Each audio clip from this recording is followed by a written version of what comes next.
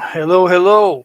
Okay, we're live, and I got my sunglasses this time today because the light. I've been messing with the light earlier to try to get a better lighting situation going, but it still messes with my eyes. So I need to. I'm gonna try wearing sunglasses today. Let's see how that works. Let's see if I can get it to cooperate with headphones. I don't know. I don't like it. But anyway, if you're new, I chat the first hour of the live stream. It's a 2 hour live stream. I chat the first hour, and then the second hour is when I start napping. So you can come back in an hour if you want to see the napping and don't want to see the chat. Red Eyed Patriots, the first one. Awesome.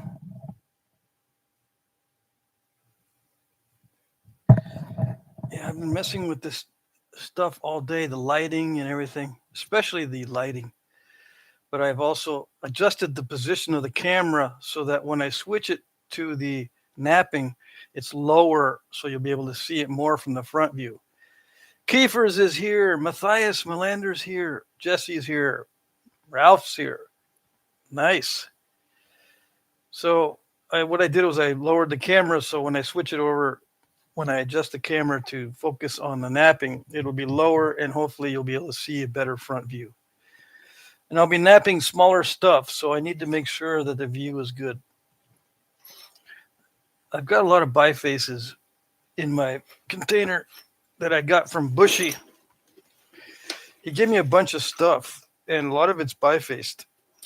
Well, I added to this little bin. Matthias says, just here for a quick hello, and I'll be gone again. I'm out for work, so it's early. Okay, very good. That's all right. Don't worry about it. I mean, you don't have to stay for the whole live stream. I won't hold it against you. I won't get all angry. I might nap something like this. What is it? It's some kind of weird heat treat. All I know is it naps. It might be some kind of Georgia Jasper or something similar. I don't know what that is. It's a Jasper of some sort. Probably heat treat. I've got a lot of little heat treats. This is a heat treat, but I don't know what kind of Jasper that is. Some of this stuff might be kaolin, sure. That might be kaolin. And then I've got Onondaga or Esopus. That might be Esopus, sure. I got a bunch of stuff from Bushy. Oh, this one here, it won't show up on video, so I'm not going to nap this. Besides, this is the white shirt I'm looking for. I think it's a Burlington, but it doesn't have any spots in it or color variations. It's just pure white. So I'm looking for this kind of stuff. It might even be coral. Yeah. So I'm saving this for myself. Matthias, $20 Danish money. Awesome. Thank you. Alina's here. Yummy cookies in the box. Yeah, yummy cookies. Yep. Yeah. Cool. Let's see. Jeremy's here. Ken is here. Yeah, some nice biscuits. I mean, it's totally full of biscuits and cookies and little, I guess, whatever else you want to call these little pastries, rock pastries. So I'll be napping some small stuff like this. Maybe I'll do these on the live stream. In fact, I do want to nap this one. Let's try that one today. And there's some, I think this is Flint Ridge. I think it is. It's snapping halfish. See how easy it snaps even when it's really thick? So that's why I think it's Flint Ridge. Let's see. Kiefer says, I think that white one is an American Standard or a Kohler. No, it's good. It's better quality than that. This is I don't know what it is, but I'm looking for this type of shirt in any size, but especially small because I'm making a bunch of small stuff for my own keeper case, and so I can display my skill at the Knappings and show off and put my name out there. Right? I need to put my name out there. Making thousands of videos is not enough. No one knows. Well, I can't say no one knows about my videos. Sometimes it seems that way, but oh, and I got curved stuff I can straighten out. That I don't know who bifaced this. This is a challenge for sure. I might do this today. Yeah, I think I will do this today. So I'll be doing. I like doing this size. This is under 3 inches, and there's challenging stuff. Other people don't like that, and I've got some Coshocton. I'm liking the Coshocton shirt, although it is snap and halfish also. After many years of practice, you can get good at napping the snap and halfish stuff, like the Dacite, the Coshocton, the Flint Ridge. The good part about this snap and halfish stuff is that many times it's easier to notch than other materials. Just got to watch when you get close.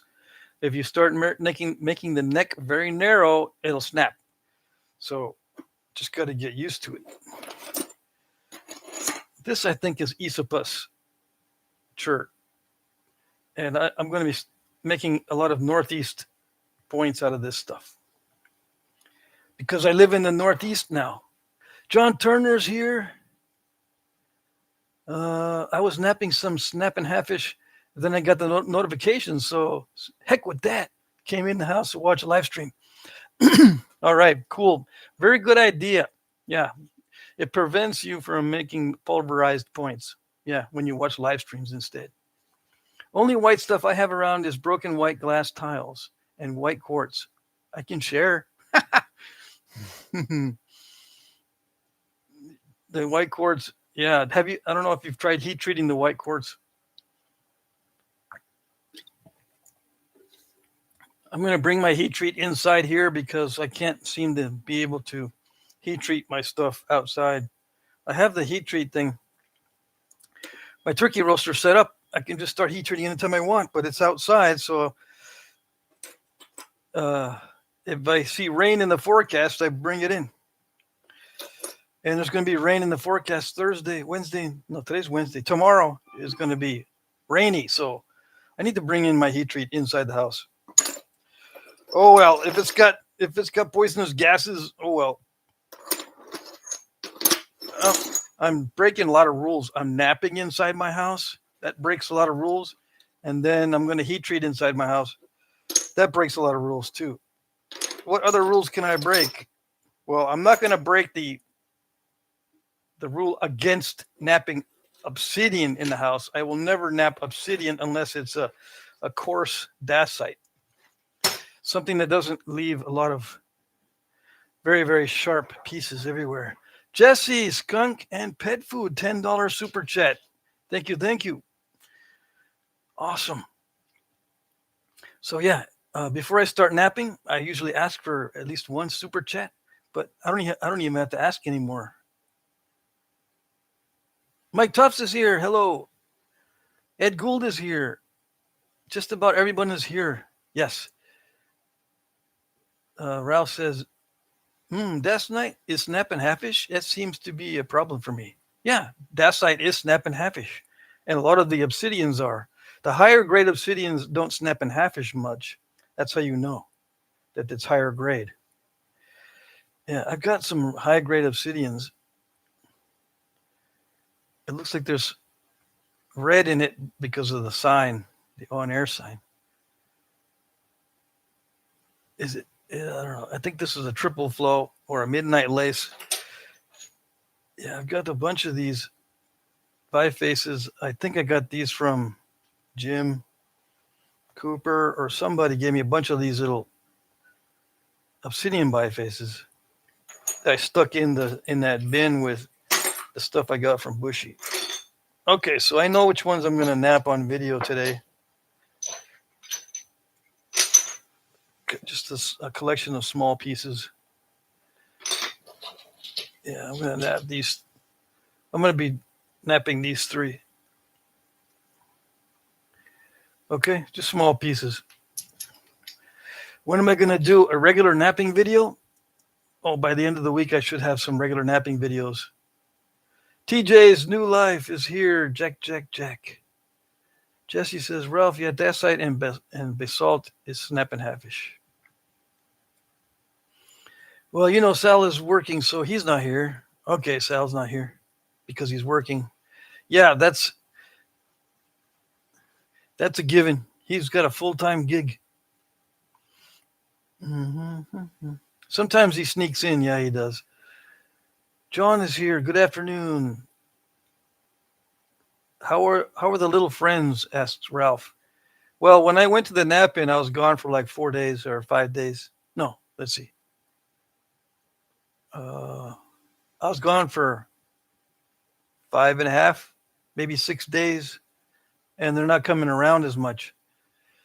But I got the regulars. I got mangy tail, which is he is getting it extremely fat. And then I have blue collar, which somebody put a collar around this skunk's neck, and it lives just a couple houses down because it's always sneaking around, except he's a scaredy cat. He doesn't like coming near me. And then we have a bunch of little ones. The little ones are getting used to me so that if I start talking, they'll come up, and I just throw them a piece of granola bar. I haven't named them all. And the 2 that were here several months ago that I started filming were, see if I can remember their names now. Muddy and Jumpy. They don't come around anymore. Just their babies do, or their cousins. There's little ones that look just like them that come around now, but they don't come around anymore. Brutus is here. Roy Browski's here. Brutus says, I broke up with Olive because she's too skinny and stuff. Oh, okay, Brutus and from the Popeye cartoons. I get you.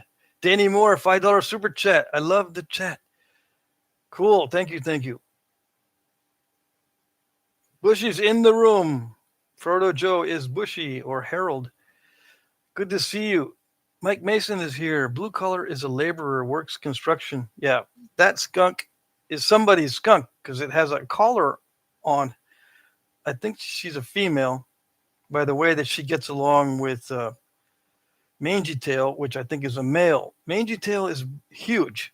It's a huge skunk, and now he's getting really fat. So yeah, he looks like a couch cushion walking around. He's so fat. And I call her Blue Collar because he's always had a blue collar on her. I just should call her Blue or something. Brendan says, glad to hear from everyone. Yes. Danny Moore is here. Jesse. Okay, yeah, everyone say hi to everybody. Yeah, I think that I'll be visiting Bushy very soon before the roads get terrible. Yeah. I'm thinking here, I'm going to Texas in October to the Brady nap-in. I'm thinking I'll probably stop by. I don't want to extend that trip, though. I'll probably go to your house, Bushy, before October. Yeah. That way I don't extend my trip for too many days. I don't like to be away for too many days. Let's see here.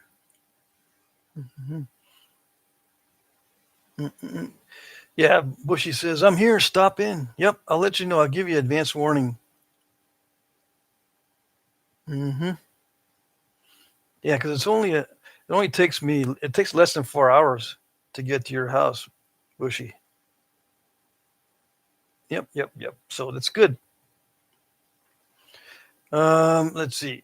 I think I'll bring my trailer too, so that way I can bring some black locust wood home with me. 3 hours, okay. Yeah, that's a good non-fatiguing trip.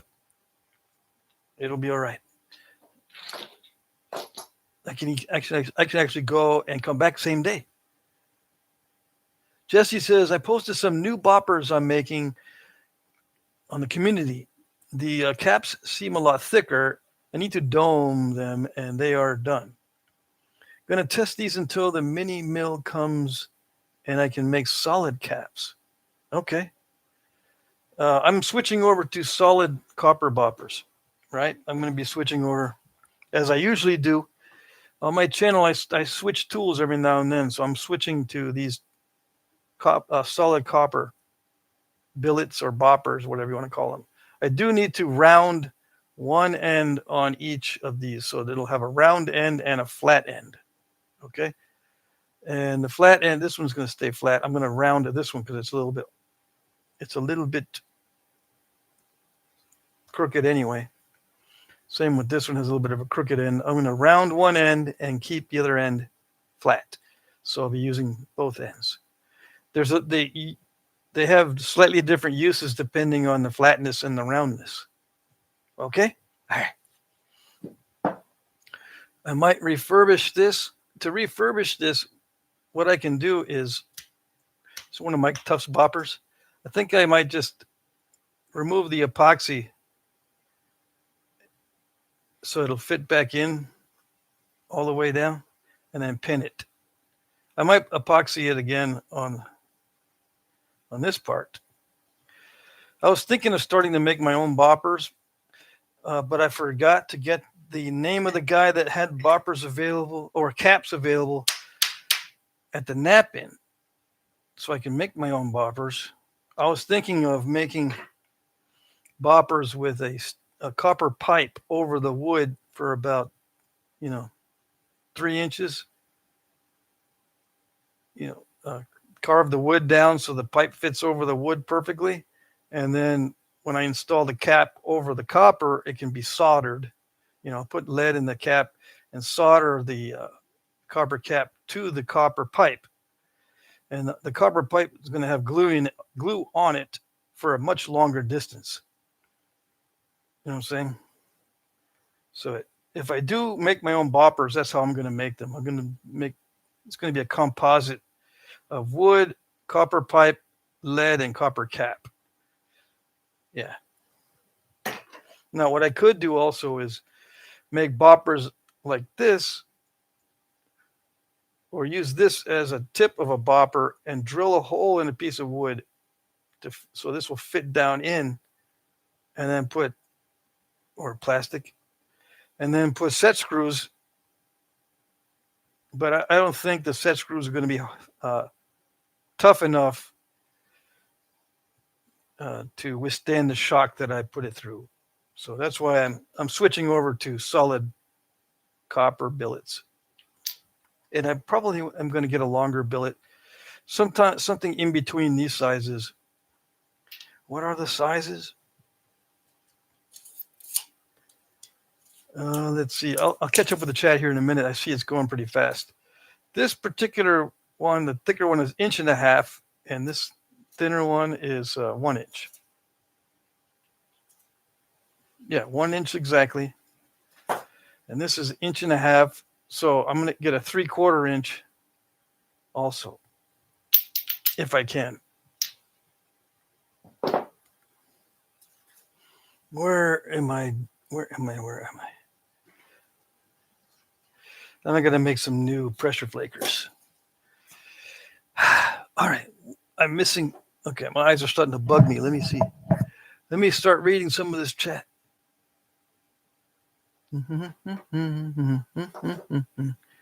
All righty. Where are we? Posted some new boppers. Yes. Jesse says, I press fit the caps a little more. It costs more, but if the copper's thicker, it's a win. I see. Mike Tuff says, update on the steamer. It works well, but you have to maintain it. It needs a thermostat to control the cycling of the power steamer. I see. Ed Gould says, let me know, Jesse. I don't get the community page. Danny Moore says, I switched 2 months ago. Alrighty, switched to solid copper. The solid boppers are really good for spalling. I see. Bushy says, I'll check for something. For some, I might not have much straight black locust. I talked to one of my neighbors and he has a lot, but I have all you want of maple, ash, birch, and cherry. Cool. Yeah, I need to get some cherry. Yes. We have cherry here, but it's small. We'll see. I'll go over there and I'll look. It doesn't have to be straight because all I need to do is make 50-pound bows for my tests. Andrew is here. Andrew Muntz is here, napping with an axe today on some granite for some yellow crap they call gold. What in the wide world of yellow crap is going on there? Mike says, Patrick, he uses a smaller bopper to smack the huge bopper back on. Yes, I do. Roy says, does anyone know how I can get pads for notching? I use a leather wallet and it's too flat. Mike Tufts has pads. Roy, Mike Tufts, the guy just above you in the chat, has pads. And, there's other places you can get pads. I assume you're not one to go to Knapping's because they've got pads galore at Knapping's. Prairie Ghost Ken says, hey, brother, how are you today? Ed says, where can you get the solid rod? From eBay. eBay has solid copper rods. I don't know how many times I got to say that. Bushy says, okay, entering. Yeah, Ed, just look on eBay for solid copper. That's where you get it. Of course, there's other places like Granger might have it, online sources. TJ's New Life says, I've been buying leather to send to my friend Hippie Trev so he can make some bracelets. Mike Mason says, Patrick has gone Terminator. Yeah. All I need is a shotgun now. While I'm doing the live stream. Let's see. Yeah, everyone says, talk to Mike Tufts about the pads. Jesse says, oh no, Sev got Patrick. He's the Terminator. Yeah, update on Sev. The software that I'm using to generate that character it went through an upgrade and now she looks different. So I'm waiting to see if they upgrade it again. Otherwise, I'm going to have to just make do with what I got and start posting some more funny stuff. She doesn't look worse. She just looks different. Yeah. Let's see here. Ken says, it reminds me of Great Smith from The Matrix, of Agent Smith. Yeah, but it's so much better on my eyes now that I've got them on and looking at the chat. Fertile Joe says, I'll look for some cherry and have some cut. How long? I just need it to be like, I don't know. 6 feet is always a good starting point, but I can use down to 4 foot pieces. So 4 foot to 6 foot. And what diameter? Anything 4 inches to, starting at around 4 inches diameter. But I can use all kinds of stuff. So if in a perfect world, okay, 6-inch diameter, 6 feet long.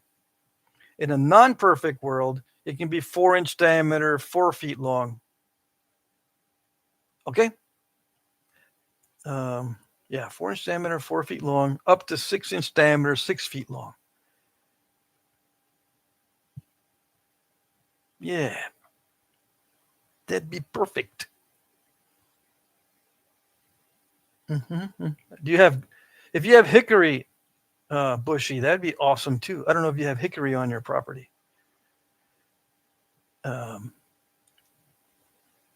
Maple is good too, except all the experiences I've had with maple have not been good. Although I've seen a lot of good maple bows that people have made. Elm is good. If you have elm on your property, I would like that even better than cherry.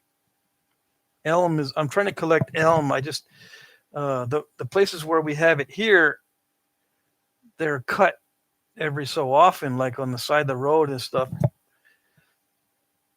and they're too small a diameter.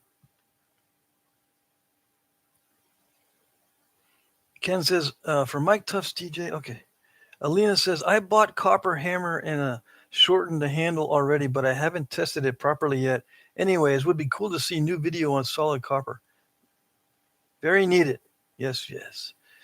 All right. I'll do some videos with the solid copper for sure.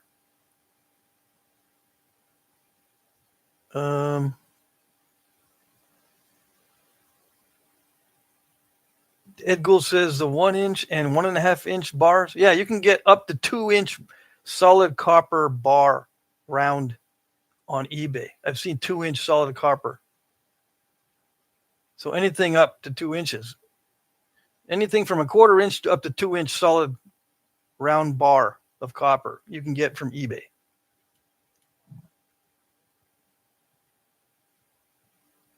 Mm-hmm. Yeah, Danny Collins has a website, Flintknappingtraditions.com. Sometimes Danny Collins is in the chat. He owns Flintknappingtraditions.com. Traditions with an S. Ken says, highly recommended Mike's Half Moon hand pads. I'm looking at my phone. I'm getting blocked spam. It's doing its job. Jesse says the only thing I don't like about the solid boppers is the weight. It's too balanced. I need more weight on the end. Maybe slide your solid copper rod into a longer copper pipe and solder or pin it. Yeah, that's an idea. Well, if this fits inside of a copper pipe, that would work as a weight forward type of thing. If I could do it, I would cut this maybe in half and then solder it to a copper pipe. You know, if this fits inside a copper pipe. I don't know if the inside diameter of copper pipes is this diameter. Of course, you can ream it. There's machines or there's tools that you can expand the copper pipe to fit almost any size. I'm pretty sure that would work, but I don't know if the solder joint is strong enough. And I don't know if the copper pipe would bend. It would probably bend.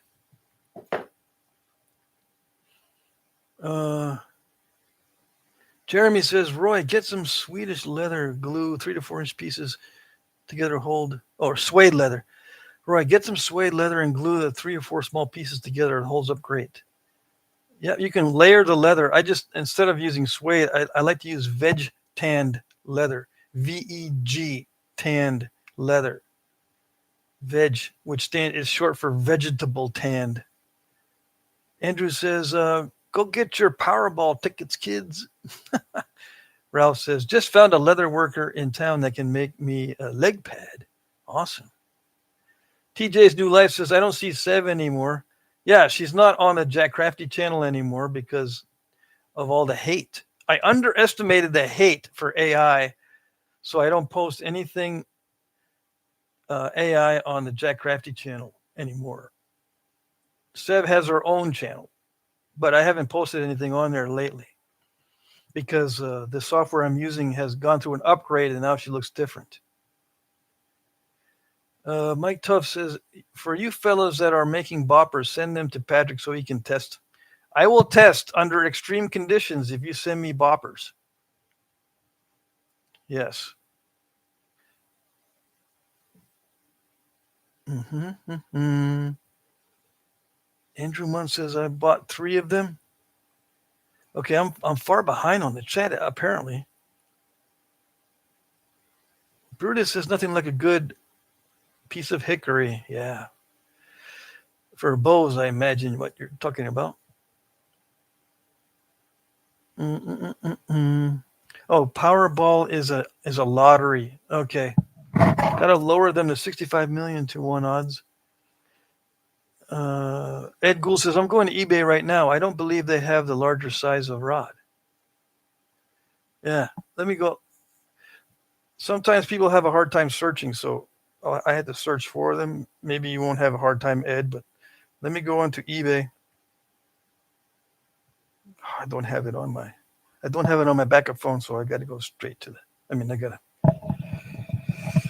I've got to go and type in eBay and then click on the website icon and look for copper rod or copper round bar. Let's do copper round bar stock.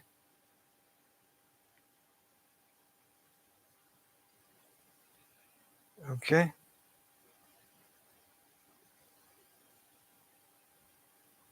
I'm seeing 1 inch diameters, 1/4 inch.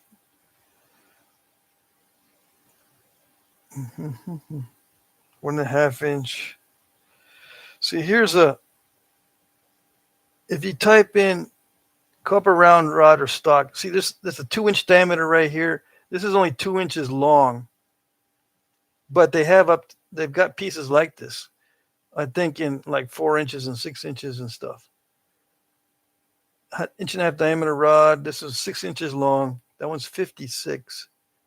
It's getting expensive. The prices on some of these pieces have doubled in the past 6 months. 7/8 rod. I need to get some, what did I say, 3/4 inch? 3/8. 6 pieces, 1/4 inch. 2 inch diameter bar stock. 2 inches outside diameter. 1 7/8 inches long. That's still kind of short. Anyway, the prompt is copper round bar stock. Okay?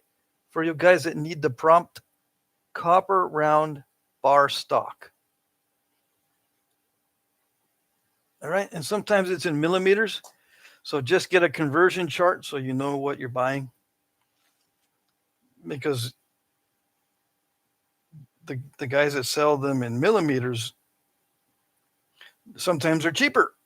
And yeah, it comes from China in many cases. Okay. And it's also the copper type is 110 rod. 110 is the alloy. See that 110 rod, lathe stock? That's what you buy. It's soft.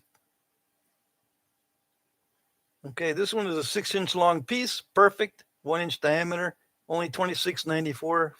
Buy it now, free delivery. Okay, it's 110. I should write this all down on something, but I'm not that smart. I don't write it down because I'm not smart enough to put my pens in my stuff. Anyway, I do have a pen, but I'm not going to write it on there because I repeat myself too much. All right. Danny Moore says, I have some white oak staves that are dry. I don't like using white oak, though. Why? I just had bad experience with it. Okay. Ferdo Joe, 4 to 6 inch, 6 feet long, 170 acres should be no problem. No hickory or oak and no elm. Most of those trees are found south of the Adirondacks. I'll look for some straight maple too. Okay, awesome. I can use any type of wood, yeah. But if you want a perfect world, I tell you, I like the hickories and the elms and the. I want to try cherry because I don't think I've made a bow out of cherry yet. Bren says Danny is the best. Yes, yes. Bushy says I might have oak. Yes, there is some, but not much. Yeah, oak is okay too. I've made lots of oak bows. Some bad results, some very good results. Why the sunglasses, says TJ, is because my eyes get very irritated with bright light. And I need bright light to do these napping videos or to do napping on the live streams, or I get this weird fuzzy. See, it's still doing that. If I do a fast motion, it looks weird. So I need bright lights, and they're right in my face. And being autistic, I have light sensitivity, so I hate being out in the sunlight, and I hate the light in my face because it irritates my eyes a lot, and it gives me anxiety if I stay in the sunlight or bright light too much. Someone recommended sunglasses last time, and I said, yeah, I'll do it because it's bugging me. If you look at the previous live streams, you don't see that my eyes are always red and irritated.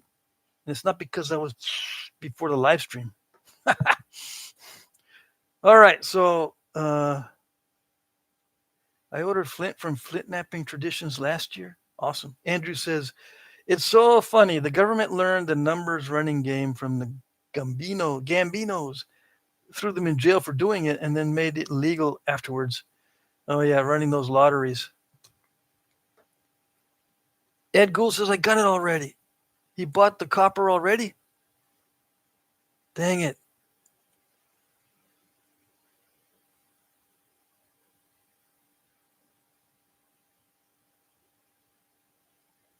Let's see. TJ's New Life says, I wondered what veg tanned meant.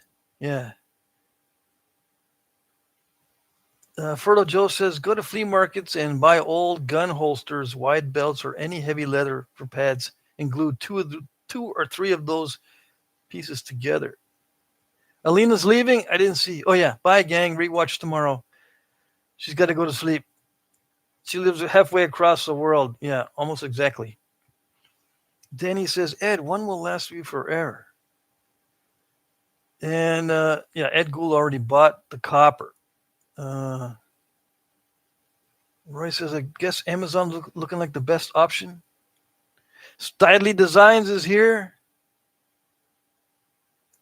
Patrick Trousdale says they have some 1.25 inch by 14 inch by 3/8. Yeah. You can get copper rods on eBay. That's the cheapest I've ever seen copper rods. But make sure you get free delivery if you can. I had to pay extra for delivery on the 5/16 rod because for some reason 5/16 rod is very rare, but it's one of my favorites.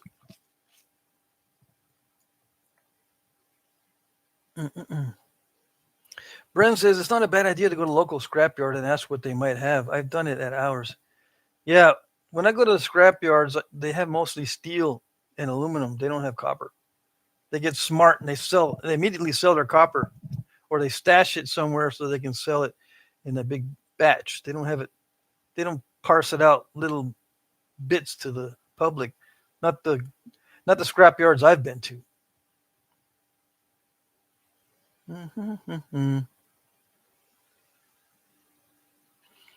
Yep. I've never been able to buy copper from a scrapyard. And I've gone to look, yeah. 12 millimeters is 1/2 inch. Yes, it is. Let's see. 13 millimeters, same thing, 1/2 inch. Ralph says the price is going up because more folks are discovering the wildly rewarding world of Flintknapping. I don't know. Copper prices fluctuate because it's a metal. People invest in it as a hedge against inflation. So sometimes people buy,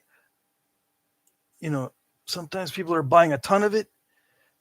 Sometimes prices fluctuate because of international conflicts. Any excuse to make copper more expensive, and they'll do it.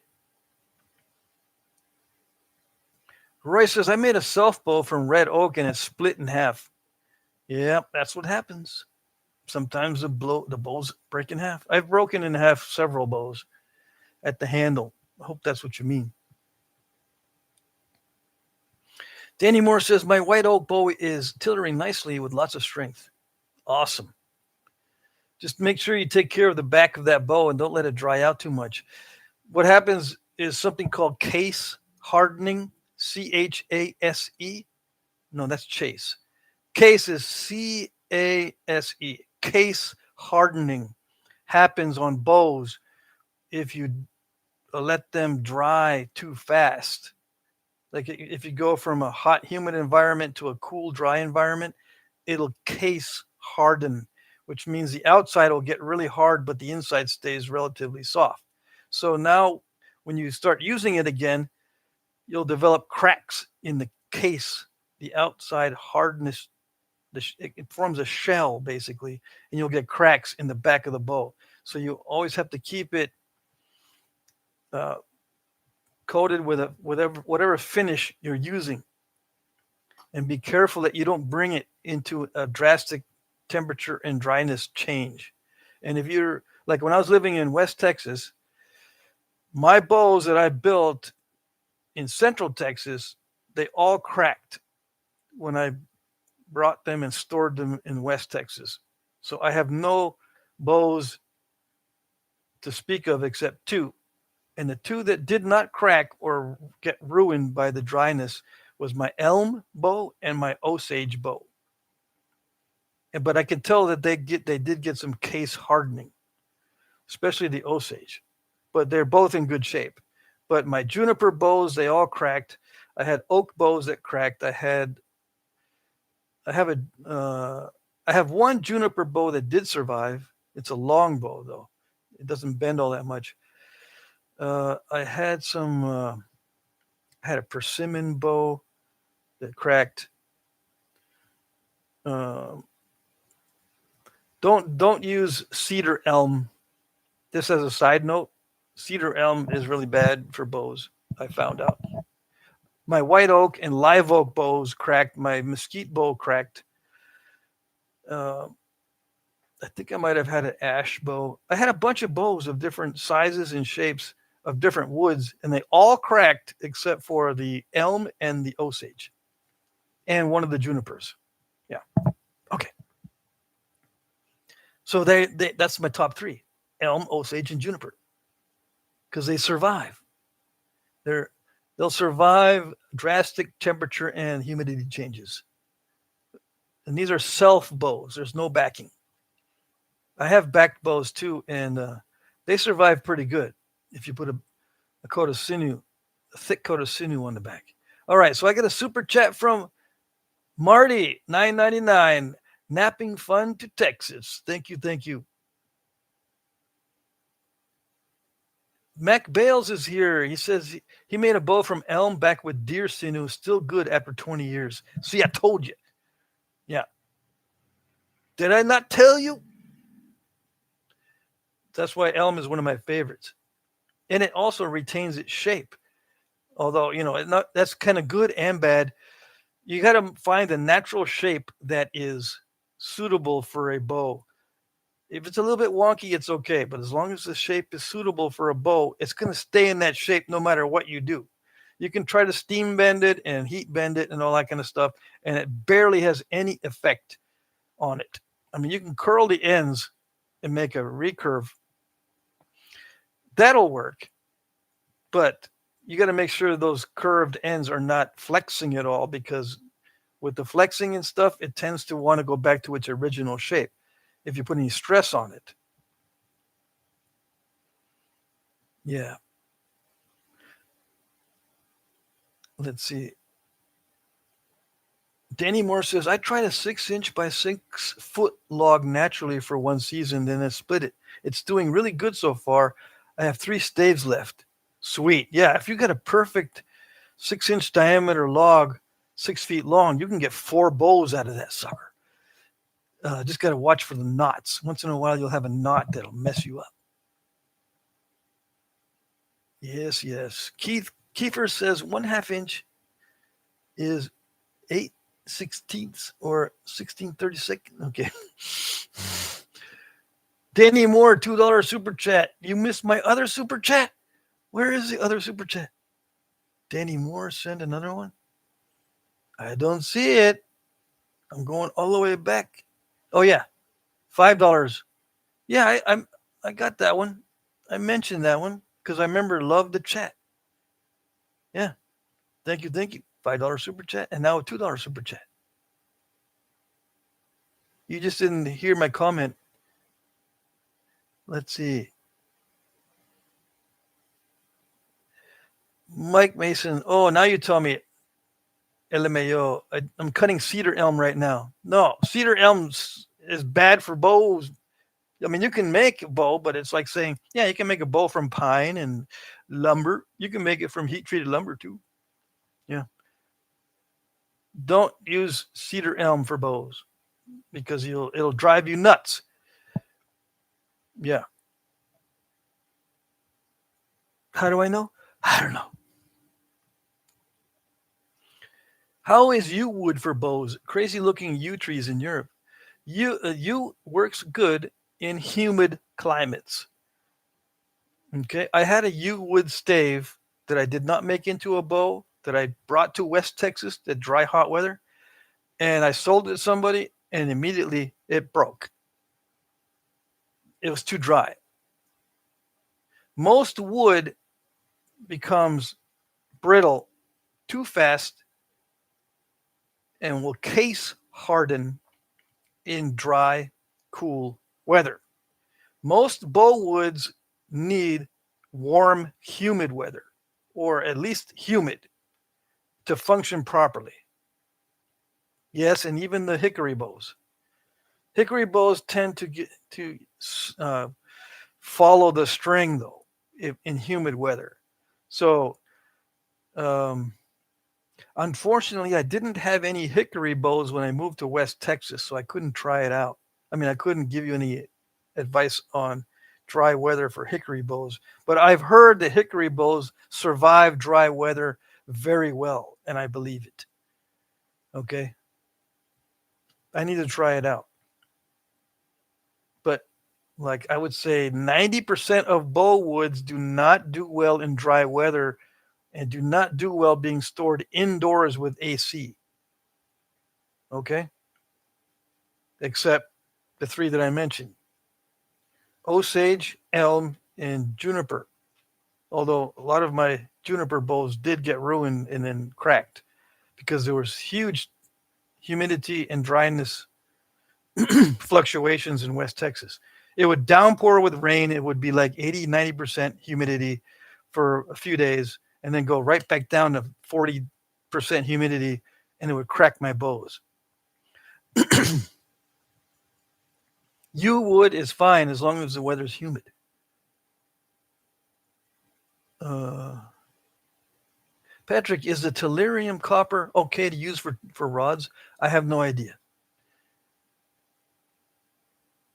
Although, I mean, if those are the ones you made, someone sent me some copper rods, but I don't know if they're tellurium,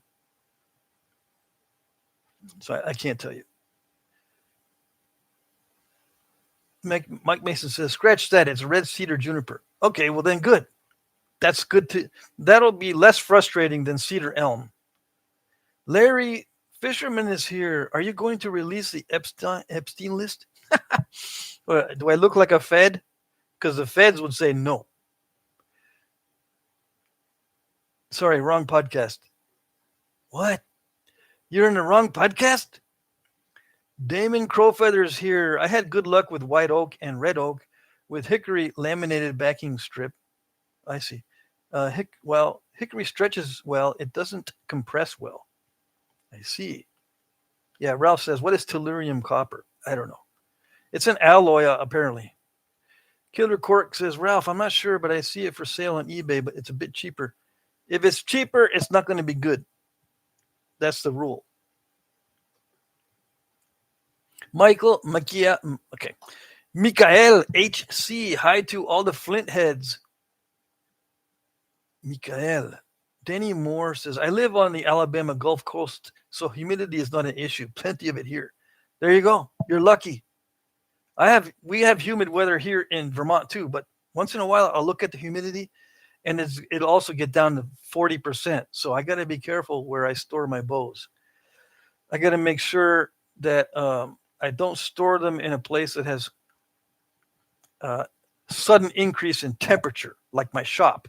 I can't keep my bows in my shop because if it suddenly drops to like 40% humidity and the sun is out, it'll heat the shop up to 100 degrees. And those two that combination, 100 degrees and 40% humidity, is terrible for bows. Absolutely terrible. And if you store your bow in a car, it's even worse because a car's heat can get up to 145 to 165 degrees. At least it did in Texas where I was living. It's terrible for any kind of archery equipment. But if you got high humidity, it protects your bows, believe it or not. I mean, yeah, put the finish on them and stuff, but the dryness is the killer. Now, let's see.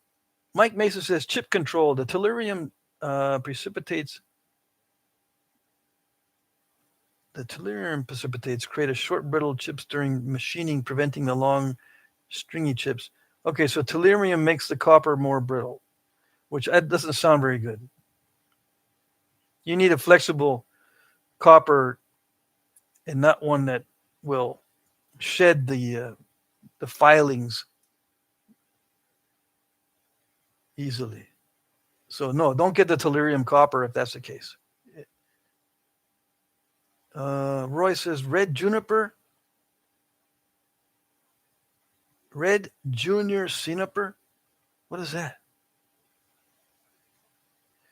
Red cedar would work, but it's not as springy as juniper. JF Bear says, Patrick, have you ever tried crepe myrtle? Yes, I made a bow for my nephew out of crepe myrtle, and it was great. Except he's a little spaz and broke it because he pulled it back too far. Well, he was a little spaz. Now he's like a 6'2" big spaz who races motorcycles and all that kind of stuff. He's a nutball. Yeah, he'll take everything to the extreme. So I made him a crepe myrtle bow, and I'm pretty sure he broke it. Although I might be talking smack when I shouldn't. I don't remember what happened to it. But crepe myrtle is actually a very good wood, I think, for any kind of archery equipment or knife handles or anything, tool handles. It's a very good, even though it's an invasive, decorative, exotic plant, it is still good it has good wood. Danny Moore says, copper that comes from China is brittle for some reason, I found. Yeah. Unfortunately, I think the Chinese copper has a lot of imperfections in it. Or not imperfections, what do they call it? It has stuff in it that makes it stupid. Tellurium copper, says Mac Bales, significantly more machinable, stronger, and corrosion resistant while largely preserving the electrical and thermal conductivity. Largely preserving? Yeah. It doesn't sound like it'd be good for knapping. Roy says, typo, red cedar juniper is what I meant. I don't think there's such a thing as red cedar juniper. Okay. It's either juniper or a cedar. They're two different species. Okay. Now in Central Texas, they make a mistake and call the juniper cedar. That's where a lot of the confusion comes from. A lot of the farmers in Texas, they hate the ash juniper and they call it cedar and they destroy it every chance they get. But it's not a cedar. It's a juniper. Two different species. Both can be made into bows, but there's no such thing as red cedar juniper. Okay, what they're probably talking about is ash juniper, which has a red center, like cedar has a red center. It's just not as red as cedar.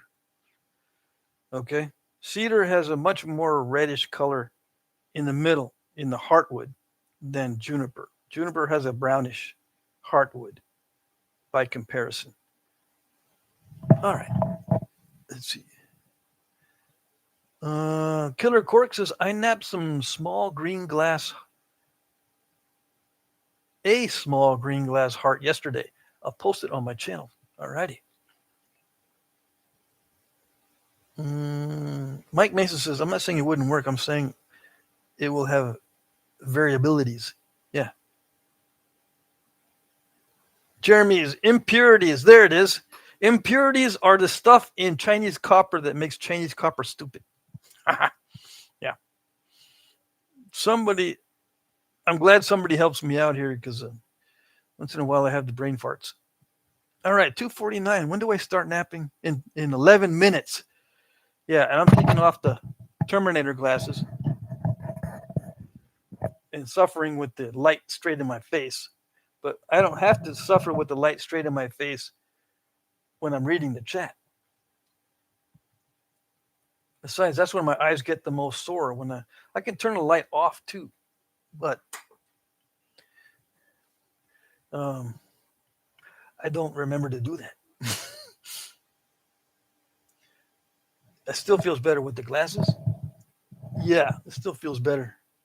All right, let's see. Brennan says, I'm excited for the napping today. Not saying the catching up and banter wasn't also great, but I'm ready to rock and roll.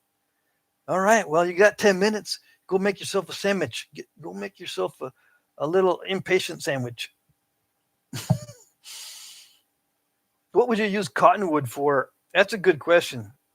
Cottonwood is not that great for anything archery related. It's like willow. Or what other woods are there that's not that great? Basswood. The cottonwood, the basswood, the willows, they're good for carving.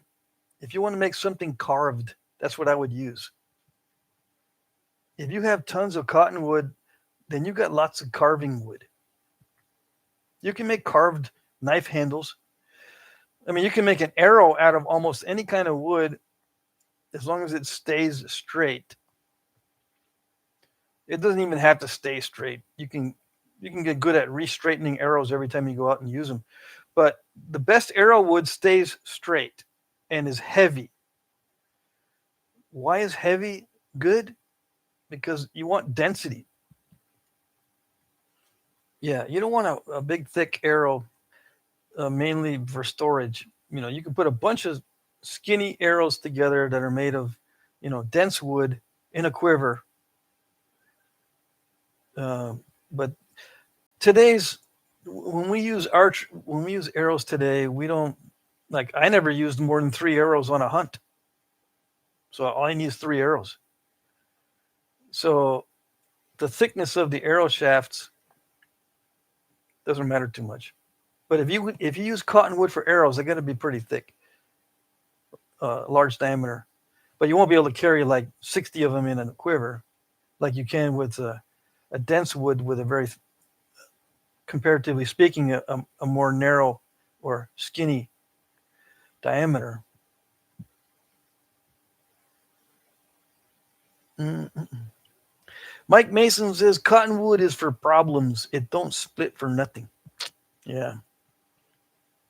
If you want to make your own wood arrows from split wood, I recommend hickory, number 1.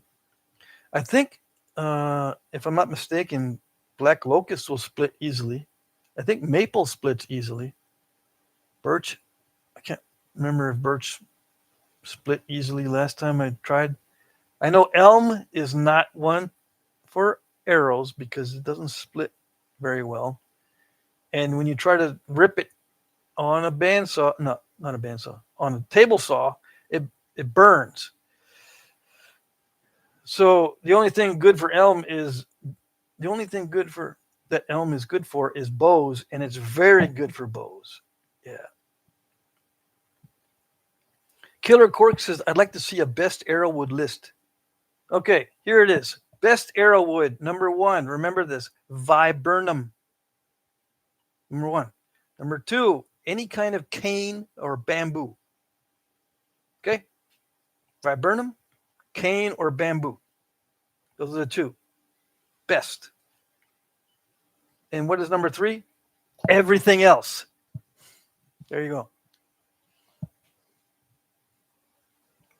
Viburnum, number 1. Yeah, but what about Port Orford cedar? You didn't say Port Orford cedar like everyone likes it. Every Port Orford cedar arrow that I have used has either gotten a dent right away, I can't use it. It's got a little splinter right away, I can't use it. The tip broke off, can't use it. And the knocking point gets all loose. I don't like Port Orford cedar arrows at all. Okay? Why people liked it in the beginning? I think it was a marketing gimmick to favor people who were making shafts out of Port Orford cedar, which apparently was used for pencils, and that was it. But they need another market for it. I don't know. It smells good, but Port Orford cedar is a crappy arrow wood. Dogbane arrow shafts? No, dogbane doesn't work for arrow shafts because it smashes with your fingers. You can smash dogbane with your fingers. Remember, viburnum number 1, cane and bamboo number 2, and everything else is number 3. I'm trying to think of anything good. I mean, hickory could be number 3. But hickory's got that weird open grain wood. Okay, it's like oak. It's got open grain, so the arrow shafts have these voids in it because of the open grain. I just don't like open grain wood for arrow shafts. But hickory works really well for arrow shafts if you can tolerate the open grain. And it gets fuzzy too. Now, for natural wood shafts that are not dowels, there are various dogwoods that are fine. So in the number 3 category, the first set of good arrow woods are all the dogwoods. Okay. I like silky dogwood. That's my favorite material here in Vermont, other than viburnum. Okay. But I can make arrows from, what do they call it? Alder buckthorn, which is a very lightweight wood, but it's still okay. I can make arrows from maple and the hickories out here, and even birch out here. Oak. I can make arrows from the oak that I find out here. All those are okay. In number 3, the category with everything else, the best ones in that category are the dogwoods. And cherries, I find too snappy. It's too weak. The cherry that I have here is too weak. The rose, the wild rose I have out here is too weak. Anything else with a large pith is also too weak. What I found surprising, though, was that the mugwort we have here is strong enough for arrows, believe it or not. It was the weirdest thing.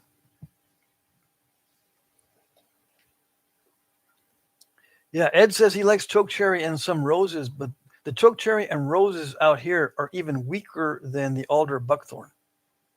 And alder buckthorn is weak. It's similar to hazel, which is also weak. But hey, people have used hazel for thousands of years for arrows.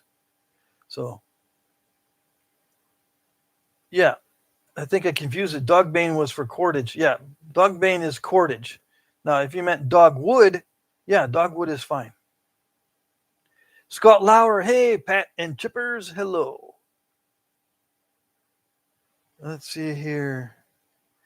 Denny Moore says privet. Yeah, Chinese privet will work. It's just very, it's just very, how do I say this? It's brittle, right? You try to straighten and bend it, and you got to be very, very careful, or the splinter will pop out on Chinese privet or privet. You need something you can bend a lot without any splinters coming up, or without any when you bend it. Okay, you take viburnum and you do this, you hear nothing when you bend it, except maybe some creaking in your arthritic fingers. That's it. Same with river cane or bamboo. Nothing. You hear nothing. But you do that with other woods, and you hear little cracks, just a little bit of bending. It means it's too brittle, but people still use it. It's okay. You can still use brittle wood for arrows, but someone asked me the best. Viburnum, number 1, in case you just joined us. Number 2 is cane or bamboo of all types. Number 3 is everything else. And the first best category in everything else is the dogwoods. Okay. All right. That's my take on it after making hundreds of arrows. Okay. All right. And I don't like Port Orford cedar except the smell. I could have a whole kitchen made of Port Orford cedar and I'd be happy because it smells awesome. But that's about it. AA Ron says, "What's up? You're almost in time for the napping." South Illinois Adventures, do you have experience with hop hornbeam? Yes, hop hornbeam. I like it. I call it white ipe, but it broke it. I had a hop hornbeam bow stave when I moved to West Texas, and that one cracked also. It broke my heart. But hop hornbeam is excellent, I think, for bows. I call it the white ipe because that's what it seemed like when I made a bow out of it. I made 2 bows out of hop hornbeam, and they were both excellent. Now, hornbeam without the hop in front is not as good as the hop hornbeam. Okay? In my experience. Danny Moore says, I straighten my privet when it's drying while it's green. Yeah, but when it's dry, when your finished arrows have been drying for a year, go like this, bend it, and see if you hear any cracks. I guarantee it's not going to be silent when you bend it. And use an arrow that's ruined or something, and you'll see how brittle it is. AA Ron, what is this? Did Pat get replaced with the Terminator? No, this is better on my eyes. Because even with the glasses, I still have irritated eyes. All right, so I'm going to start napping because it's already 3:01. And I'll turn the light back on. Yeah. And I'll put my glasses on. Now, see, the light in my face is good for you guys so you can see, but it's bad for me because it irritates my eyes. All right? But I need a lot of light so that it doesn't look all blurry when I start napping. If I move something really fast, it's like a blur. And I don't want any blurs while I'm napping. You get it? No? You should have watched the first live streams when I tried napping. Yeah. Okay, I got my lucky apron on. I lowered the camera so that we're seeing more of a front view instead of, I tried it from an upper view, but I think this might be better, this particular view. And I've got 2 lights. I've got this one so I can see. See, this light helps me to see. Yeah. See, now I can see it. You have a hard time, so what I'm going to have to do is turn that off so you can see the flake scars. I guess I can move it out to here if I want to show you the flake scars. But see, I can't see anything from here because the light is coming in from this way. You can see it, but I can't see what I'm doing, so I need this light. But this prevents you from seeing. So now I got to switch it back and forth. Okay.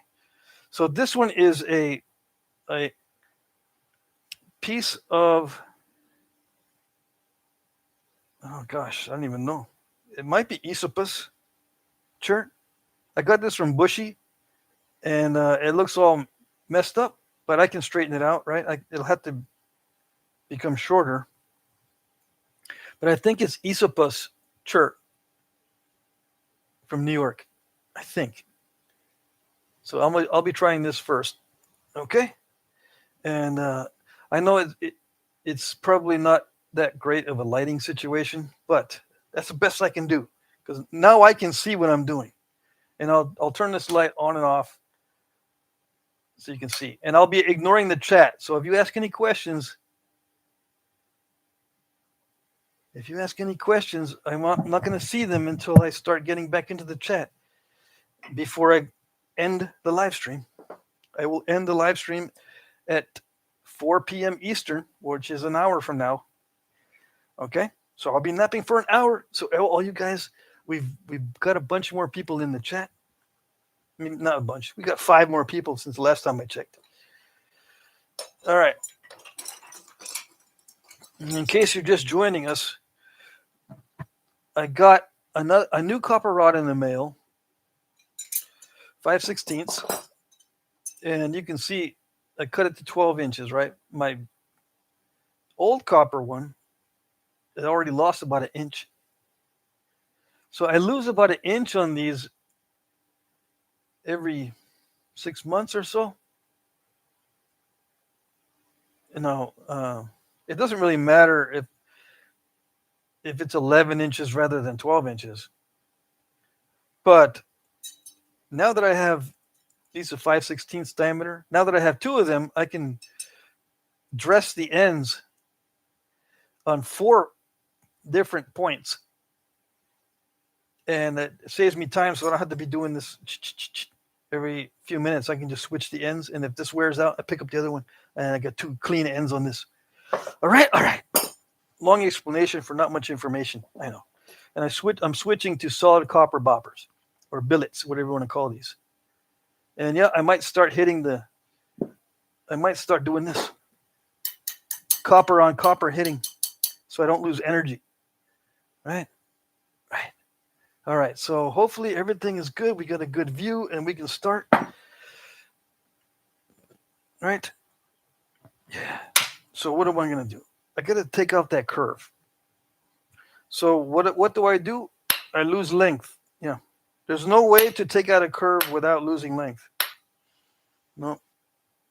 You got to lose some length a little bit. At least a little bit. Now, which is the bottom and which is the top? I don't know yet on this piece.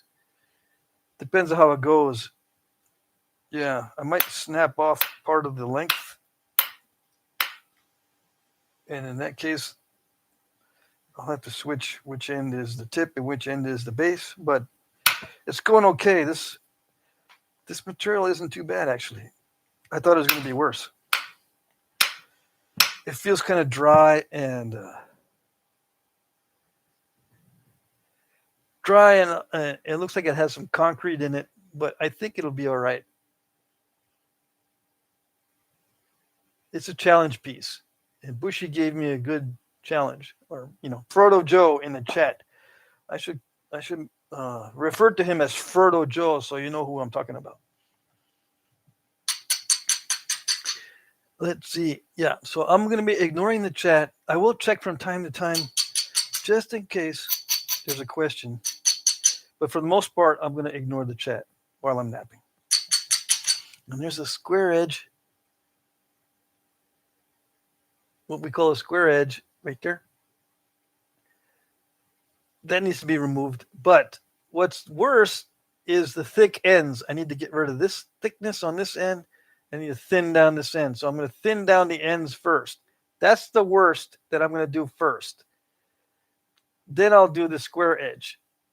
All right. So it's like a priority type situation where the smartest thing to do is attack the ends and thin them down so I don't snap it across the middle. Right now, if I start trying to get rid of this square edge, it's in the middle, so I might actually snap it in half if the ends are too heavy.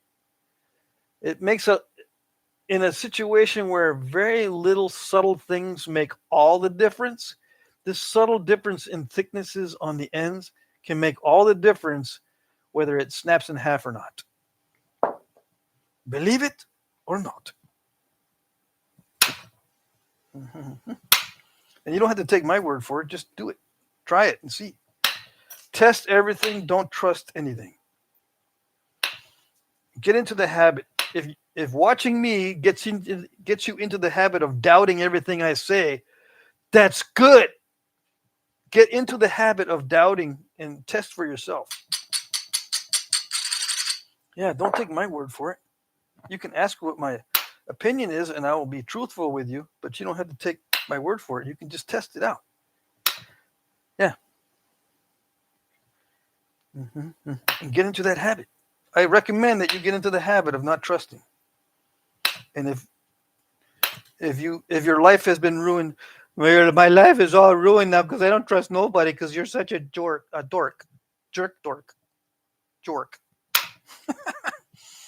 If that's the case, I'm happy. My job is done.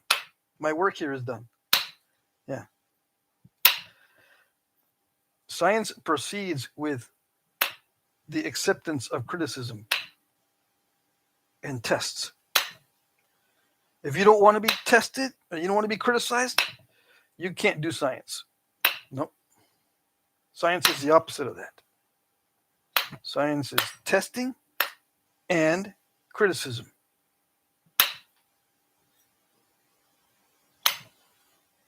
Well, then science is stupid. Yeah, well, some people are in that camp. They think science is stupid. It's naive. It's not, it doesn't do what works. You know, what works is appealing to a human emotion. Yeah, that's what works. Works is what needs to be done. Yeah, some people are in that camp. Not me. Okay, so I thinned the ends down. See that? And now the middle is much thicker. So now I can work on the middle. And the next priority is get that square end off of there. I think that's the worst. And then we get a step fracture right there. That's the next worst, I think. So I'm going to take that square edge off. You don't see? That's not a square edge, dude. That's like a concavity on there. We call that a square edge. Okay? Yeah, there's a slight concavity to it. We call that a square edge. Why? I don't know. They called that before I started napping. I got to live with terms that were invented before I started napping. I started in 2009, pretty much. Yeah. I've been making videos since 2011. I invented the behind the knee thing in 2010, and it changed my entire napping experience. I watched videos, Flintknapping videos, for 4 years, from 2007 to 2011, before I started making my own videos in 2011, because I was not getting benefit from other videos, not really, except for a few nappers that I followed.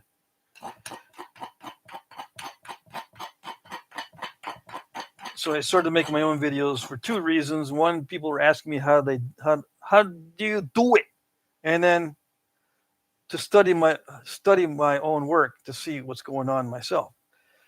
It looks different when you watch it than when you're doing it. But yeah, a lot of people were asking me in the beginning, how do you do it? Well, I don't really know. What do you mean you don't know? You're doing it. Yeah, well, for some reason, the brain takes over. Not for some reason, but the brain has evolved to take over all the complicated stuff subconsciously. So the only thing you can explain really is the simple stuff. And guess what? The simple stuff doesn't help you. It's the complicated stuff. It's that subtle variation in technique that makes all the difference. And that happens subconsciously through practice. Practice, practice, practice. Okay? The brain takes over the complicated stuff subconsciously. And people want me to explain the process too. Why don't you explain what you're doing? Like that hit, why did you hit there? Instead of talking about blah, blah, blah. Talk about why you hit there. And blah, blah, blah. I don't know why. That's why I have a hard time explaining it. It happens subconsciously. I can speak while I nap because the napping happens under the radar. The speech is a whole different part of the brain. It's conscious. It's more conscious than the napping. That's why I can do both at the same time. Now, there are times when I have to focus and not speak because it can interfere with the napping if I think too much.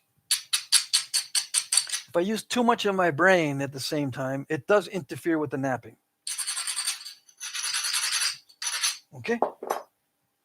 It doesn't make sense, I know, but too bad. I will try to explain when I know pretty much why. Otherwise, it's too difficult to explain it, and I'm in danger of making stuff up because I gotta say something. I think this is why it's happening, or I think that's why I made the decision.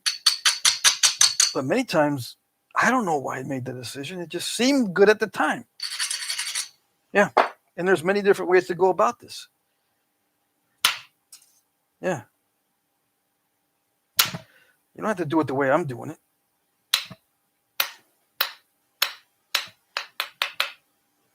Yeah, but I want to know why you do it. Because I want to know what I'm looking at. My eyes don't work unless I like what I'm hearing. I know. I know that. I know. I know your eyes don't work unless you like what you're hearing. I know. I can't help you. Okay? Cannot help you. You're going to have to start using your eyes. Okay? That's all I can say. All right? All right. How many people did I lose? I don't know. People say, unsubscribe, unsubscribe. I need a subscription. I don't care if it's wrong. Unsubscribe, unsubscribe. If that's the case, then please unsubscribe very fast. If you haven't unsubscribed yet, what are you waiting for? Yeah, do it fast. I'm having a little bit of trouble getting rid of the square edge because of the step fracturing. Where is it? Yeah, on this side. I'm actually hitting above center line too much. And it can cause step fracturing because something in the physics makes it better when the edge is lower. Okay? And trying to describe the physics is even more difficult than trying to describe the technique that I'm using. Getting the physics correct is very difficult. And who's going to check? You can't just type into the AI and say, okay, why does that angle work better? Or why does that edge work better when it's lower? Why? Is the physics going to be correct in the answer? Even if AI tells you? It probably has all kinds of mathematical formulas that it can bring up. But are you sure it's correct? You don't know. You don't know. So that's why it takes physicists many years sometimes to describe certain phenomena because it doesn't lend itself to being described easily. It takes lots of testing, and that testing actually helps to describe it.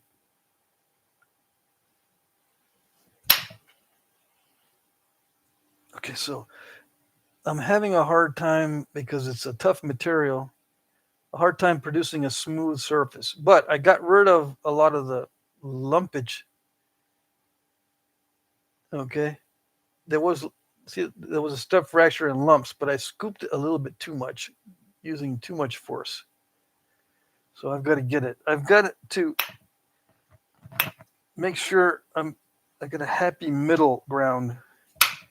Not too much force, not too little. And it changes as the weight of the workpiece changes because I'm using the weight of the workpiece against itself. Even at this size, I'm still using the weight of the workpiece against itself. So as it gets smaller and smaller, I've got to hit snappier and snappier. Okay? You guys have been watching the channel a while. You know what that means. The new guys are going to be lost. I don't know what to tell you.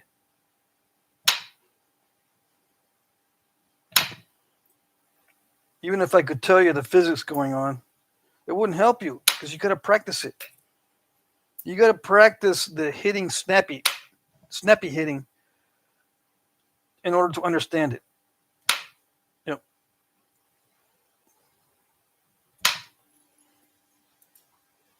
it's just Something that you need to practice, figure out.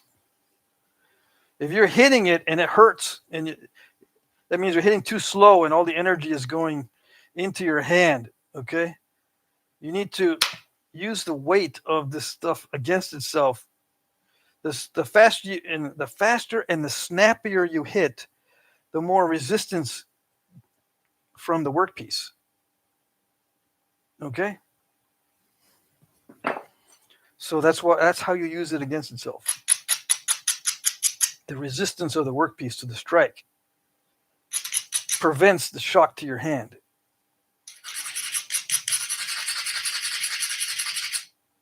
Some people say, no matter how I hit it, it hurts my fingers. You're not hitting it snappy enough. It shouldn't be hurting your fingers at all. I'm wearing gloves to prevent flakes from cutting my fingertips. I'm not wearing gloves to absorb the shock of hitting my fingertips or absorb the shock from using indirect percussion. There's very little shock from using indirect percussion. The gloves are to prevent cuts because the flakes fly at very high speeds. Okay? All right. Yeah, and the smaller it gets, the faster these flakes fly because I'm hitting it snappier and snappier to a point. Once it gets really small and thin, I don't hit it as hard because I don't need to. It's already thin enough. But during these thinning strikes, you notice also it's still fat in the middle. During these thinning strikes, I'm hitting very, very hard. Okay? So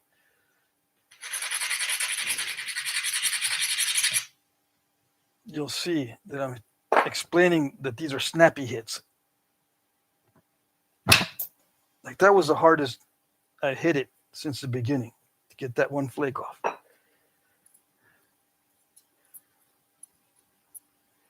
I think that was the hardest strike so far this whole napping episode on this particular piece. Just to get that flake off to tame that turtleback. I'm attacking this step fractured area now.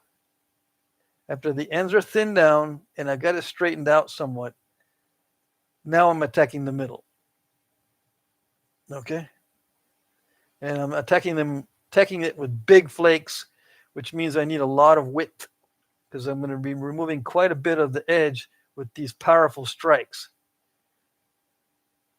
It didn't travel all the way, so I still am not hitting it hard enough, but this next strike I should be able to hit and get better results now that I know how hard I need to hit. Yeah. Okay. And I'm gonna beef up that edge a little bit more, which means I gotta remove some more. The more edge you remove like this, the beefier it gets, so to speak.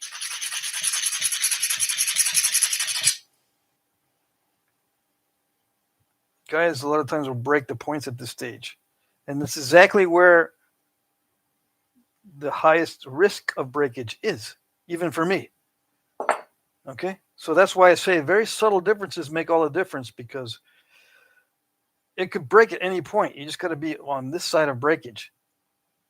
And you only get that knowledge through lots of practice and getting used to the material. All right, so that worked. All right, so I hit on this side. Very little material on that striking surface. Managed to pop that flake off, but also continue past that initial flake and remove the back of that step fracture. Okay? So from a hit way up here, I was able to take off a lot of material. Now that is luck. The thing that would have been even luckier is if I had removed the rest of that step fracture. But as luck would have it, it did take off most of it, but not all of it. You can it's hard to predict the endings of these flakes. I thought it was going to go this way, but instead the flake went that way. See that? If you if you examine these flake scars, you can tell that where is my finger? This way, that way. This no. Let's see if I can get this correct here. It's hard for me to do this because everything is opposite. I hit right there in this direction to try to capture this area. But instead, the flake went this way. It went down this corridor. Apparently, that was the path of least resistance. Okay? So it doesn't go where you think it's going to go in many cases. All right. I just wanted to show you that because some people might say, wow, you directed that one and controlled that one really good. But that's not where I wanted it to go. It went there and looks good, but that's not where I wanted to go. I wanted to go this way. And you can kind of tell from the shape of the initial strike where I was directing it. All right, we'll get on with this. Let's see.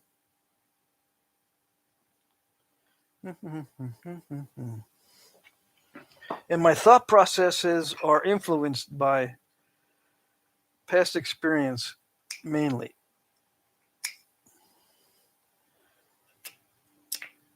Which means I don't have a perfect knowledge of every situation.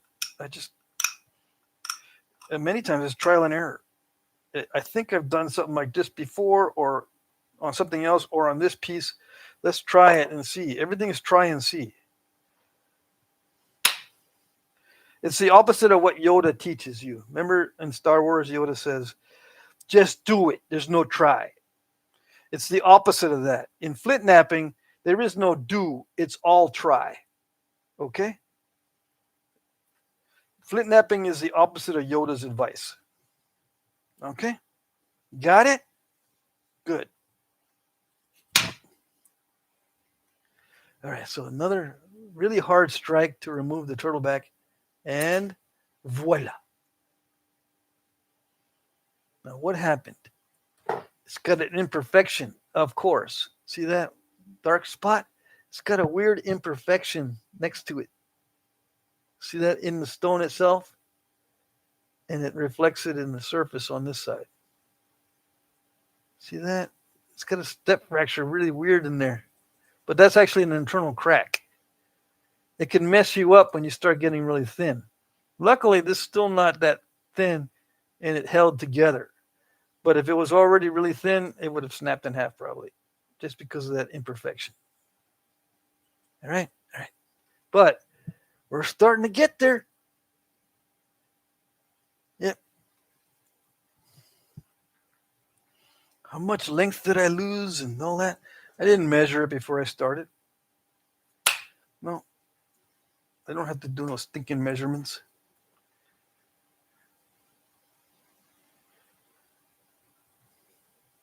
Yeah, but you're supposed to, so we can learn. No, it's okay. You'll learn. And you'll learn to give up. And if you're going to give up, I hope you do it soon, so you're not going to be fussing.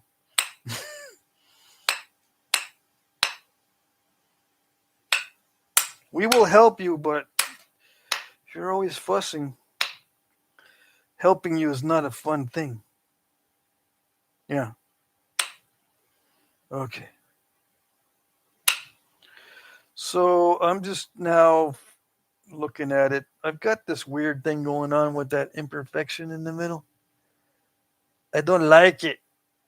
It didn't pop it out with that flake I took. It's supposed to pop it out. So I'm going to have to either pick at it to get that out or something. I don't know what I'm going to do yet. But I'm going to take care of the ends because the middle has started getting too thin. I need to thin out the ends a little bit more because the middle is always supposed to be much thicker than the ends. All right? That's what I'm doing now. I'm trying to get rid of lumps around the edges and thin down the ends. All right. Okay. Now I can do this with pressure flaking too. I can get rid of lumps and thin the ends down with pressure now that it's this size. But I'm not. I'm going to continue using the indirect percussion tool because I like it. Yeah. And I'm using just rods now behind my knee instead of inserting the rod into a piece of plastic because it's laziness. I like less maintenance. Having it inside of a piece of plastic is more maintenance because I have to switch out the tips when they get all nasty and battered up. And sometimes it enlarges the hole on a plastic if I use it that way. So I started out with plastic and with copper tips. When I first invented this behind the knee thing, I used to have it held in a piece of plastic, or in the case of when I used antler, it was a piece of wood with the antler on top, or just a straight piece of antler when I came up with this. Okay? But I'm using only rods now because it's so much less maintenance. I don't have to worry about a composite tool. All right.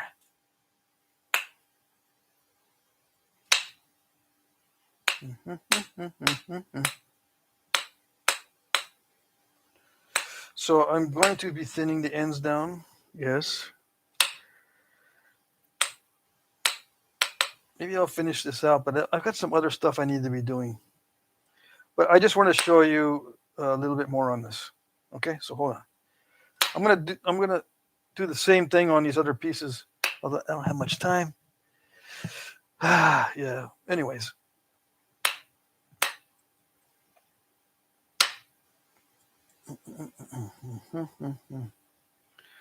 What can I do? What can I do to improve these edges?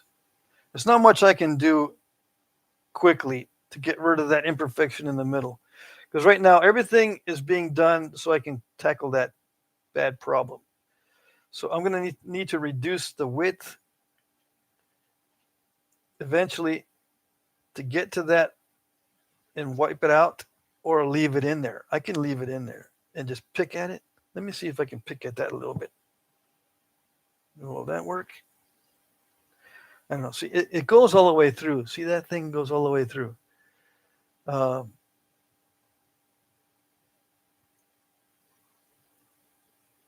don't know. It's in a bad spot because this is already flattened. If I try to flatten it anymore, it'll make it too thin in the middle. So it's in a bad spot. Anyways, I'm going to stop on this particular piece because all it is from here on in is just persnickety stuff. Yeah, just little bitty persnickety stuff. I'm going to tackle this one because this one also has a curve in it. See that? The tip is curved a little bit.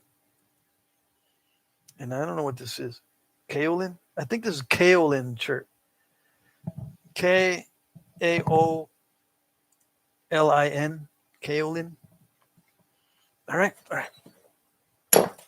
Let's see what we can do. I'm going to have to take off some of the length. Yeah. Let me know if this angle is good as far as the camera angle.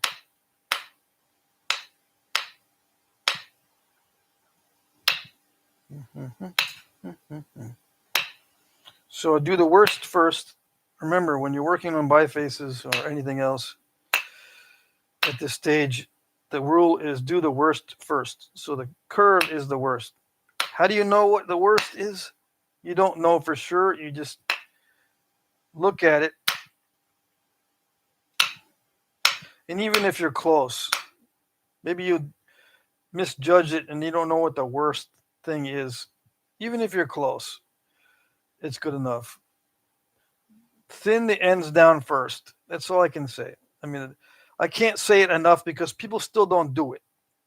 I don't know why they don't do it, But people just don't thin the ends down first. So I had to keep saying it. I watch nappers and they're still not doing it. They're not thinning the ends first. I don't know why. I've said it until I'm blue in the face and very burnt out. And people still don't do it. Thin the ends down first. But I don't know how to thin. Learn to thin then. Practice, practice, practice thinning the ends first. You know why you don't know how to thin the ends? Because you're not practicing thinning the ends enough. Goodness gracious. Yeah. Thin the ends first. Yeah, but I get tired of thinning the ends. I want to thin the middle because it's got lumpages and fracturizings and islands. You got to be patient or do something. Take a chill pill, whatever kind of medication you might be on. You know, make sure you got it. Take your meds or whatever. Read up on how to do meditation and meditate so that you can thin the ends first, if that's what it takes. Do something. Yeah, but I saw you hit the middle just then because you're not even doing what you say. Yeah, I know.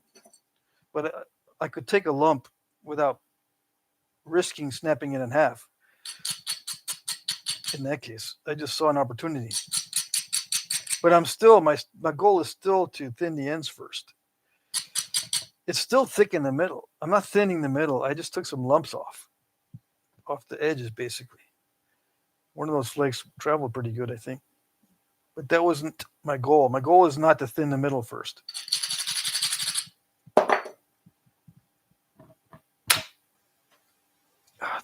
The base of this is cracked. See, right there, that's nasty. It's got a crack in it. I'm gonna have to lose a lot of length because of that crack. Yeah, probably. We'll see. If it doesn't go that deep, then I don't have to lose much length.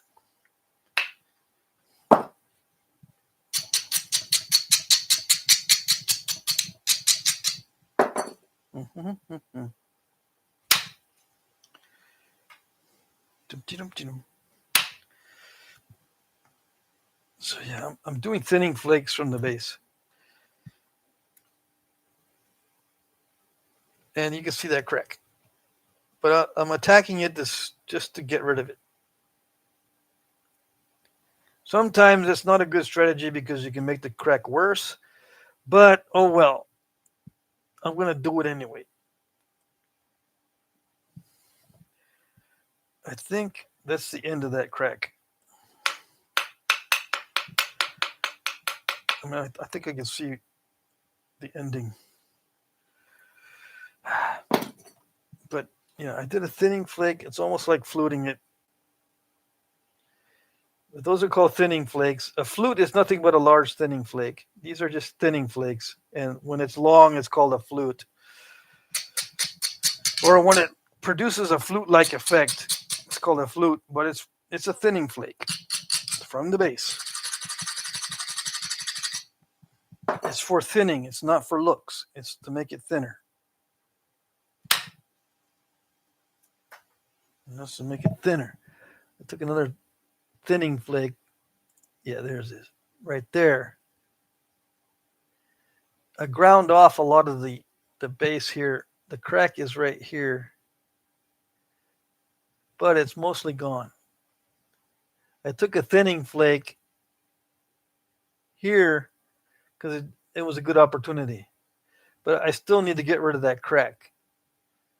I get slightly sidetracked on some of the strikes, but I'm going toward eventually getting rid of that, and then making sure the ends are thin. The base is still not thin enough for me. I will be attacking the middle, but not until the ends are thin, even on something this small. It's a heat treat. It can snap in half easily.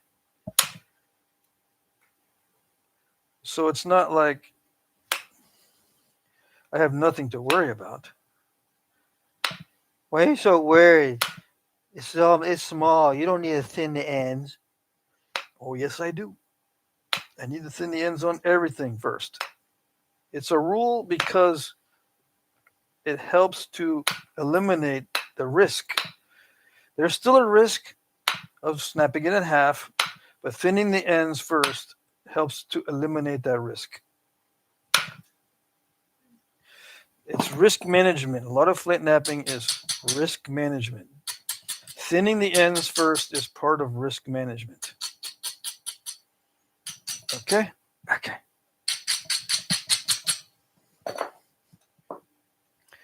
How do you know when to use a file instead of the abrader? I don't know for sure. I just think it's a good idea. I don't like when I hear that. My eyes don't work when I hear something I don't like. Yeah. I know. Oh well. There's always the unsubscribe. Mm-hmm. Mm-hmm. Mm-hmm. Mm-hmm. Mm-hmm. So what am I doing now? I'm just taking opportunities. I did hit the middle. I saw opportunities.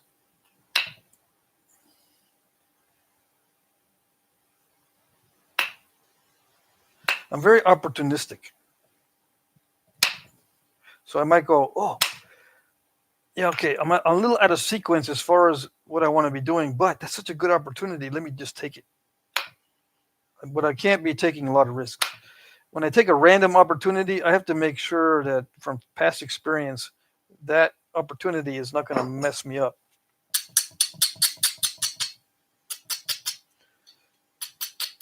You got to have a little bit of discipline as to where to hit so you don't mess things up. Even though the opportunity looks really, really good, I got to pass it up sometimes because it's risky. It's too risky.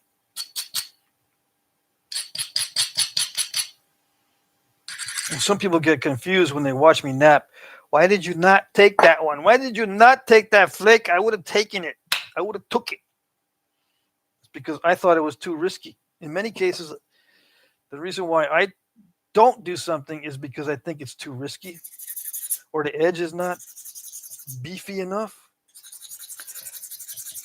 Or maybe there's something I would like to do first instead of taking off a lot of mass in the center because I want to keep it strong. If I think I'm going to have to hit the ends really hard, I still want to have a strong middle.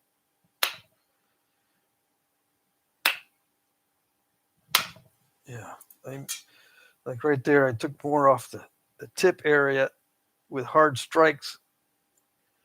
It's safer to do that when the middle is still thick.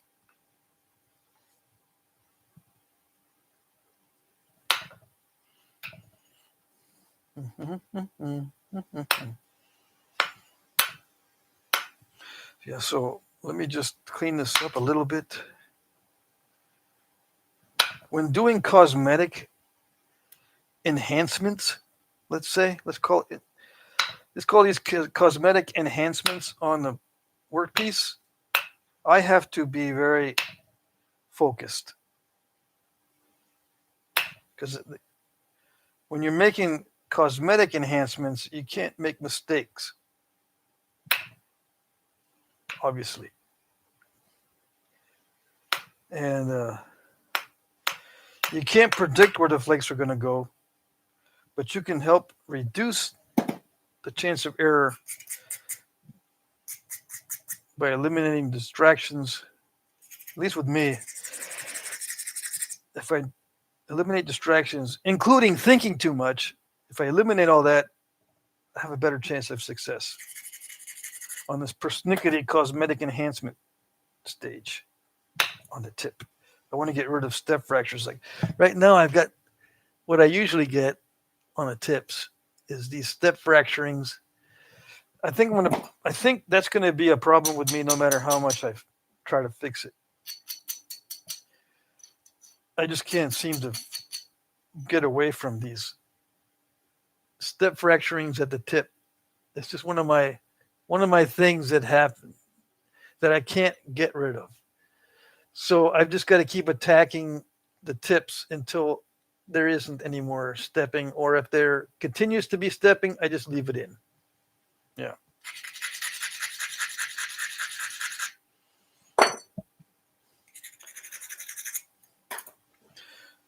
I tried pressure flaking it instead of percussionizing it,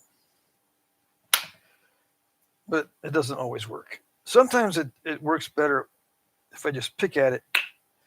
Like I made it a little bit worse by doing a direct attack on it. See that?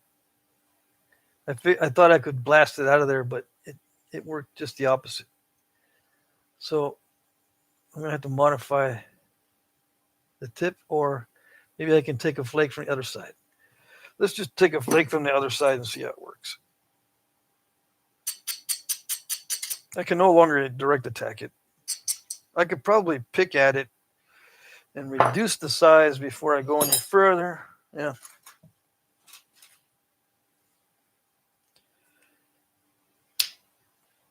Yeah, like that. Like that. Yeah, like that. Just hit the front of that freaking step fracture with the, pick it. I picked it with the spatula tool, and it reduced it quite a bit. So now I still need to shoot a flake to try to clear that out to make it nice and smooth and cosmetically pleasing. But it's easier now with less material to run a flake across there and make it smooth.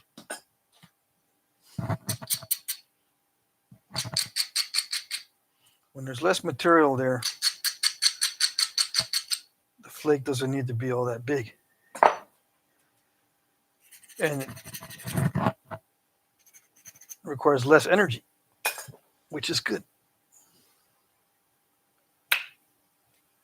I didn't do it.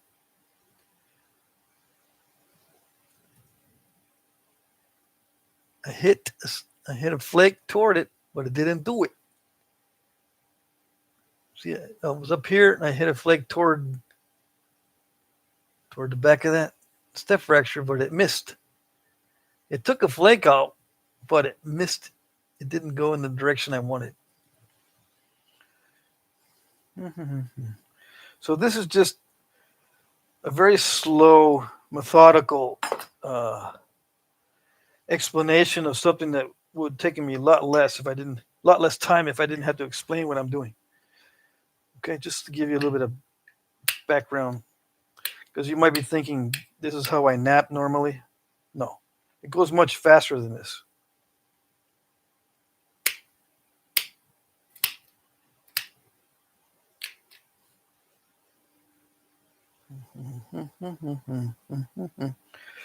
All right, so I'm taking back the edge.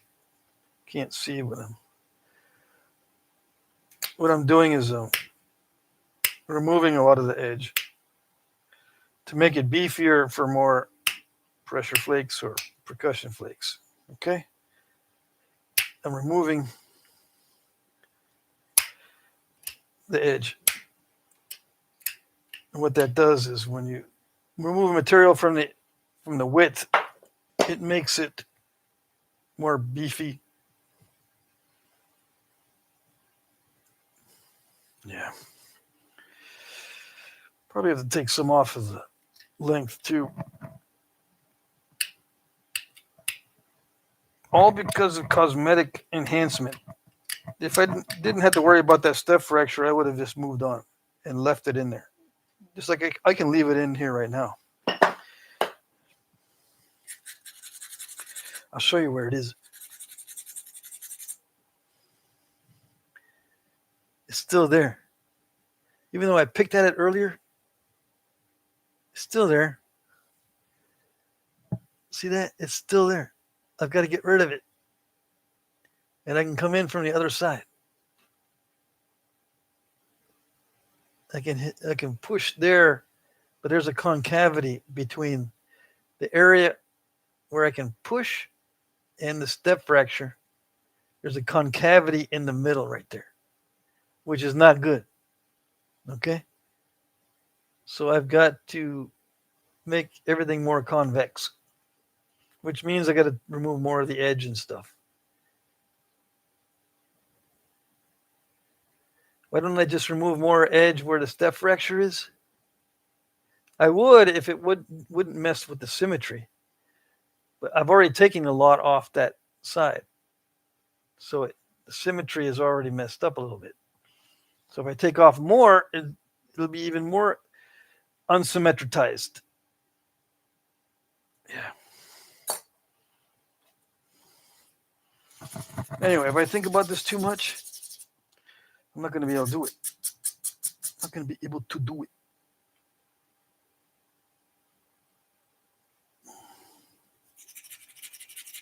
What time is it? 3:50? Dang it.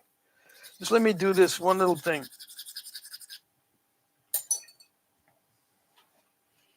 You can't see? Too bad. No, not like that. No, not like that. No, not like that. Yeah, like that. Did it do it? I think it did it.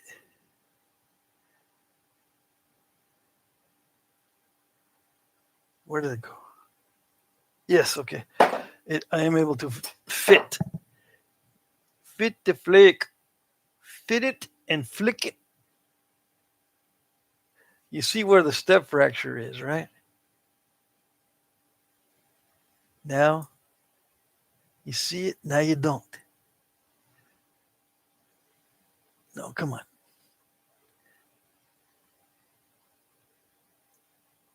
So all that preparation just to get that little step fracture out of there. Everything else looks nice and smooth. So as long as I don't do another step fracture, I should be good. All right? And everything else is a piece of cake, basically. Comparatively speaking, I got chips all over the keyboard. All right, so let me take this step fracture out real quick in the middle, and then I'll get to the chat. All right, so it shouldn't take much to get that out of there. Because it's been bugging me the whole time. Okay, all right. Oh, I overshot it. What am I going to do? You don't do anything, dude, because it's technology. It's technological. No, it's not technological. It's a pain in the butt. See, I overshot it, but I got rid of the step fracture. Okay. So now, what am I going to do? I don't know. It's still got enough width that I can make almost anything I want. But yeah, step fracture, overshots are a pain in the you know what. Because it limits your options. And overshot will take off width. Now, if it was a flake that goes from coast to coast and no width removed, it's not an overshot. But if it removes a width, it's an overshot. And overshots are common with every point style, not just Clovis. Okay? You heard it here, folks. But don't take my word for it. Look at other artifacts. All right. What do we got? I'm going to get back into the chat. And I think that's kaolin heat treat. Kaolin. All right. So that was anticlimactic. Yeah, I got rid of the step fracture, but I also overshot it. So it's sweet and sour. Yeah, sweet and sour pork. That's what that is. Sweet sour pork chert.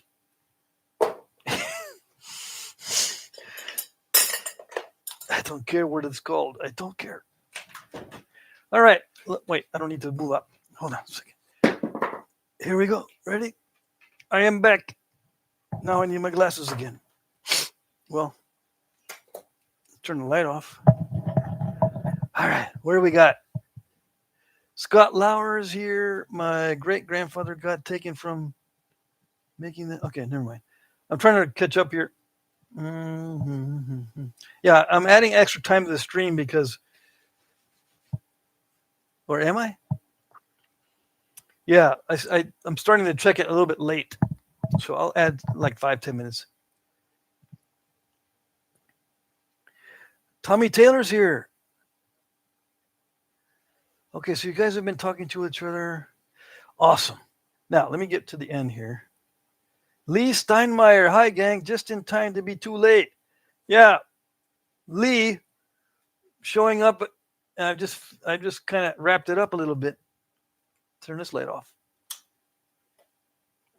I got my Matrix glasses on, Agent Smith or whatever he's called. Right? Agent Smith glasses. It helps my eyes. My eyes are already sore from napping with that light in front of my face. Okay. What do we got? Good show, crew, today. It was a nice break from work, says Danny Moore. Good. Let's see. Let's see. If you have questions, please ask before I end the live stream. Let me see. I'm going to try to see if there's any questions in the chat that I was not paying attention to.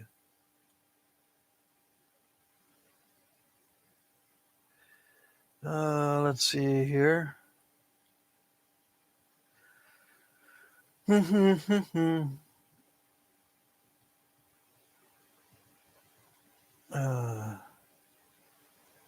Let's see here.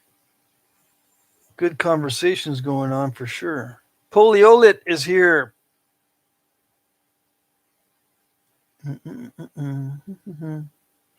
He's babysitting his youngest and watching the chat and listening to this awesome expert napper.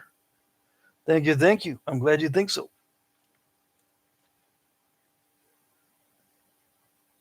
Yeah, Wednesdays, a lot of times, this is the only time the internationals can join us because it's not as late for them as it is during the other live streams.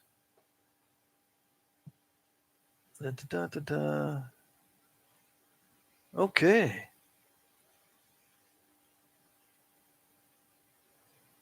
So, yeah, Poliolit does demonstrations in Poland. Damon Crowfighter says, another awesome live stream. See you later, Patrick. Okay, we'll see you next time. Good to see you this time. Mike Mason says he loves his sunglasses more and more. Well, good, because my eyes are much relieved. Yeah.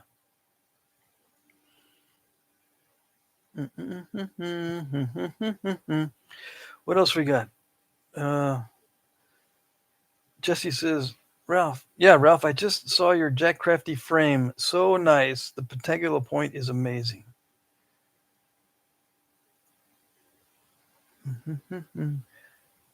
Let's see here. I got to look at have you guys been posting in the community? Yes? No? See, I have to shine the light on my spare phone or else I can't see. Because you guys would be amazed at how dark I keep this place during the day and at night. I only have like 2 lights on at night. But light sensitivity is not a fun thing.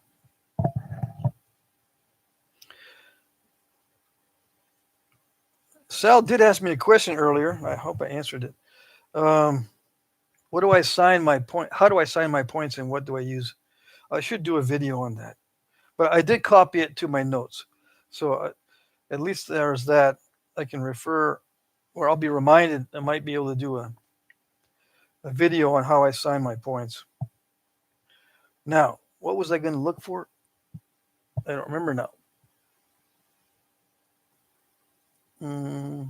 Yeah, I'm getting ready to close up shop because the live stream is supposed to be over at 4 p.m. Eastern, which is in 1 minute. I'll extend it a little bit because if someone wants to ask a question, I was not paying attention to the chat before. Scott Lauer says, Pat, I've been making small points recently. Lots of our English points are so tiny. Will you ever do an English point type series? Yeah. Yep. I thought I did. I've done barbed and tanged already. Let's see here. AA Ron says, you were going to look at the community. Ah, yes, thank you. I was going to see what the community posts were doing. What are they doing? Jesse posted boppers with a copper pipe and PVC pipe. These are awesome. Look at those. Made some glitzy boppers using the funny looking caps as the copper is thicker. Nice. There you go. Did you fill those with lead? Are they lead filled? I clicked on more on the description. Let's see. Come on. It is focusing? Yes. No? Come on.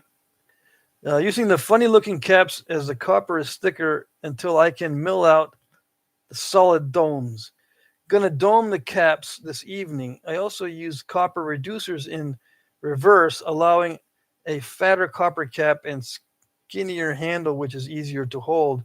The extra reducer adds a lot of weight also to the end cap. There you go. That's Jesse. Jesse Para. Okay. Let me see. What else is there?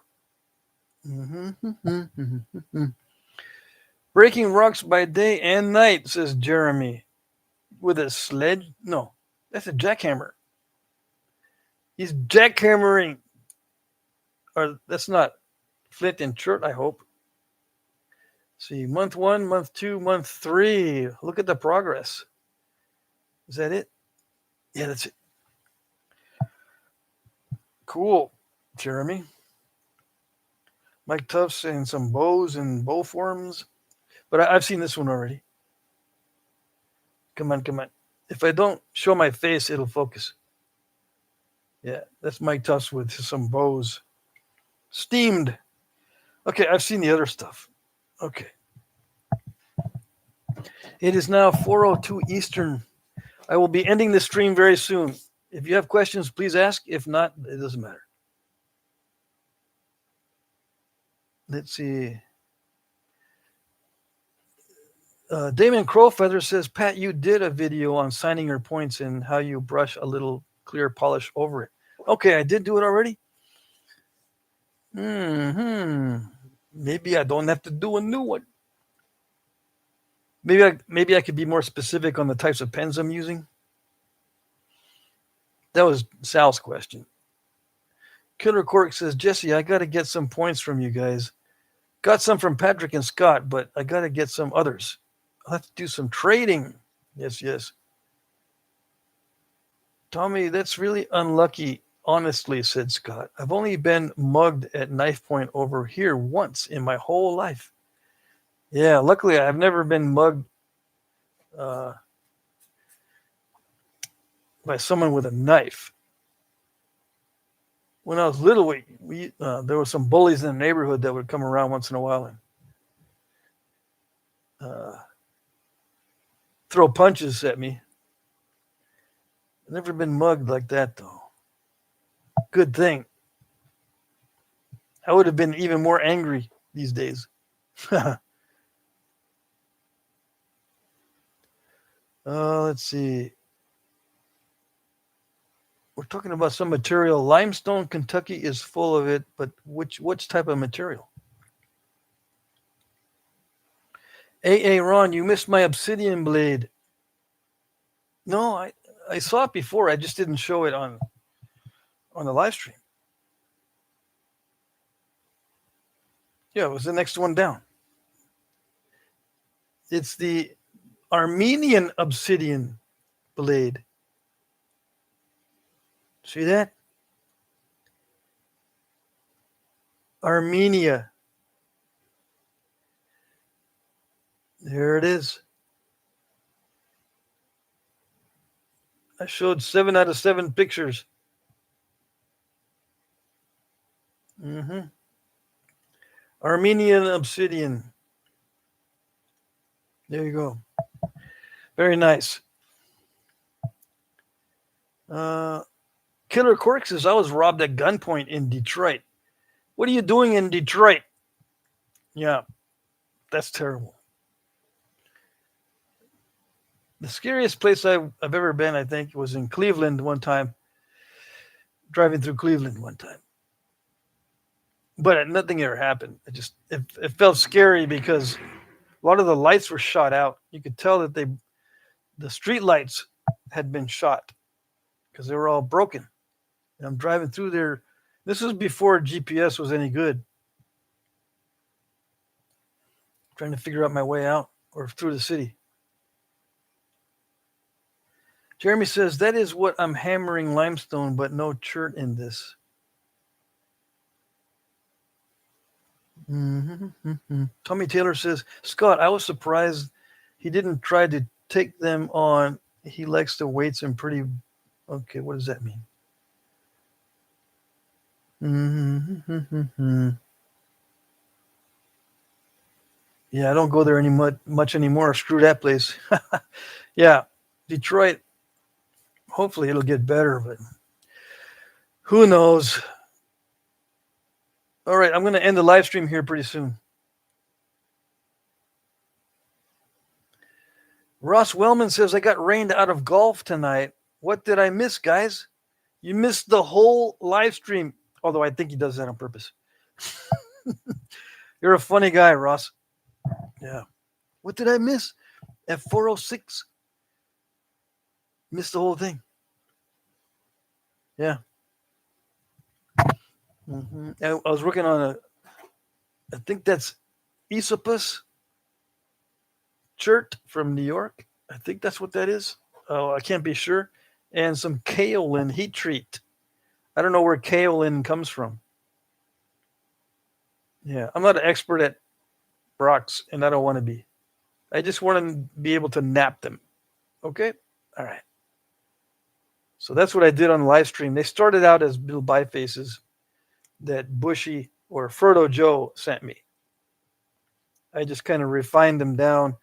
They do need to get thinner, but that's the sweat stage. I did what I considered relatively easy stuff on these. To get them thinner than this is going to require some finesse and some focus and finesse without much mess or distractions. And if you're just joining us, I'm wearing sunglasses so that the light doesn't bother my eyes. Okay. All right. I need to do a channel news later. Yeah. So as soon as the sun goes down more and casts a shadow in my little seating area in the backyard, I'll do a channel news video tonight. Okay. Is there a stream Friday, says Jim Main? Yes, there will be a live stream every Friday until I go to the next nap in. And that's 6 weeks from now. So there'll be at least 5 more Friday night live streams. I'm pretty sure. And there is a stream this Friday. Patrick looks like he's gonna beat Keanu's ass. He loving the shades. Well, good. I'm glad. Scott Lauren, let's see.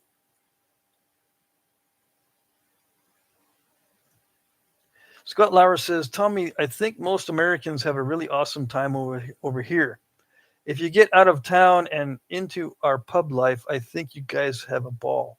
Yeah, pub life sounds awesome. I'm jealous. Let's see. Ralph Snyder says, Detroit isn't that scary as long as you stay away from the bad areas. Yeah, like everywhere. Ross Wellman, hey, Ralph, I missed your nap in. I was bummed out.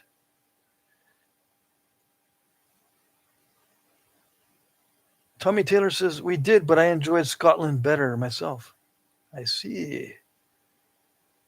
Okay, I'm going to call it a night, or I'm going to end the live stream, so to speak. I'm going to end the live stream. Glad to see everybody. Hope I answered some questions. Next live stream is Friday, 8 to 10 p.m. Eastern time.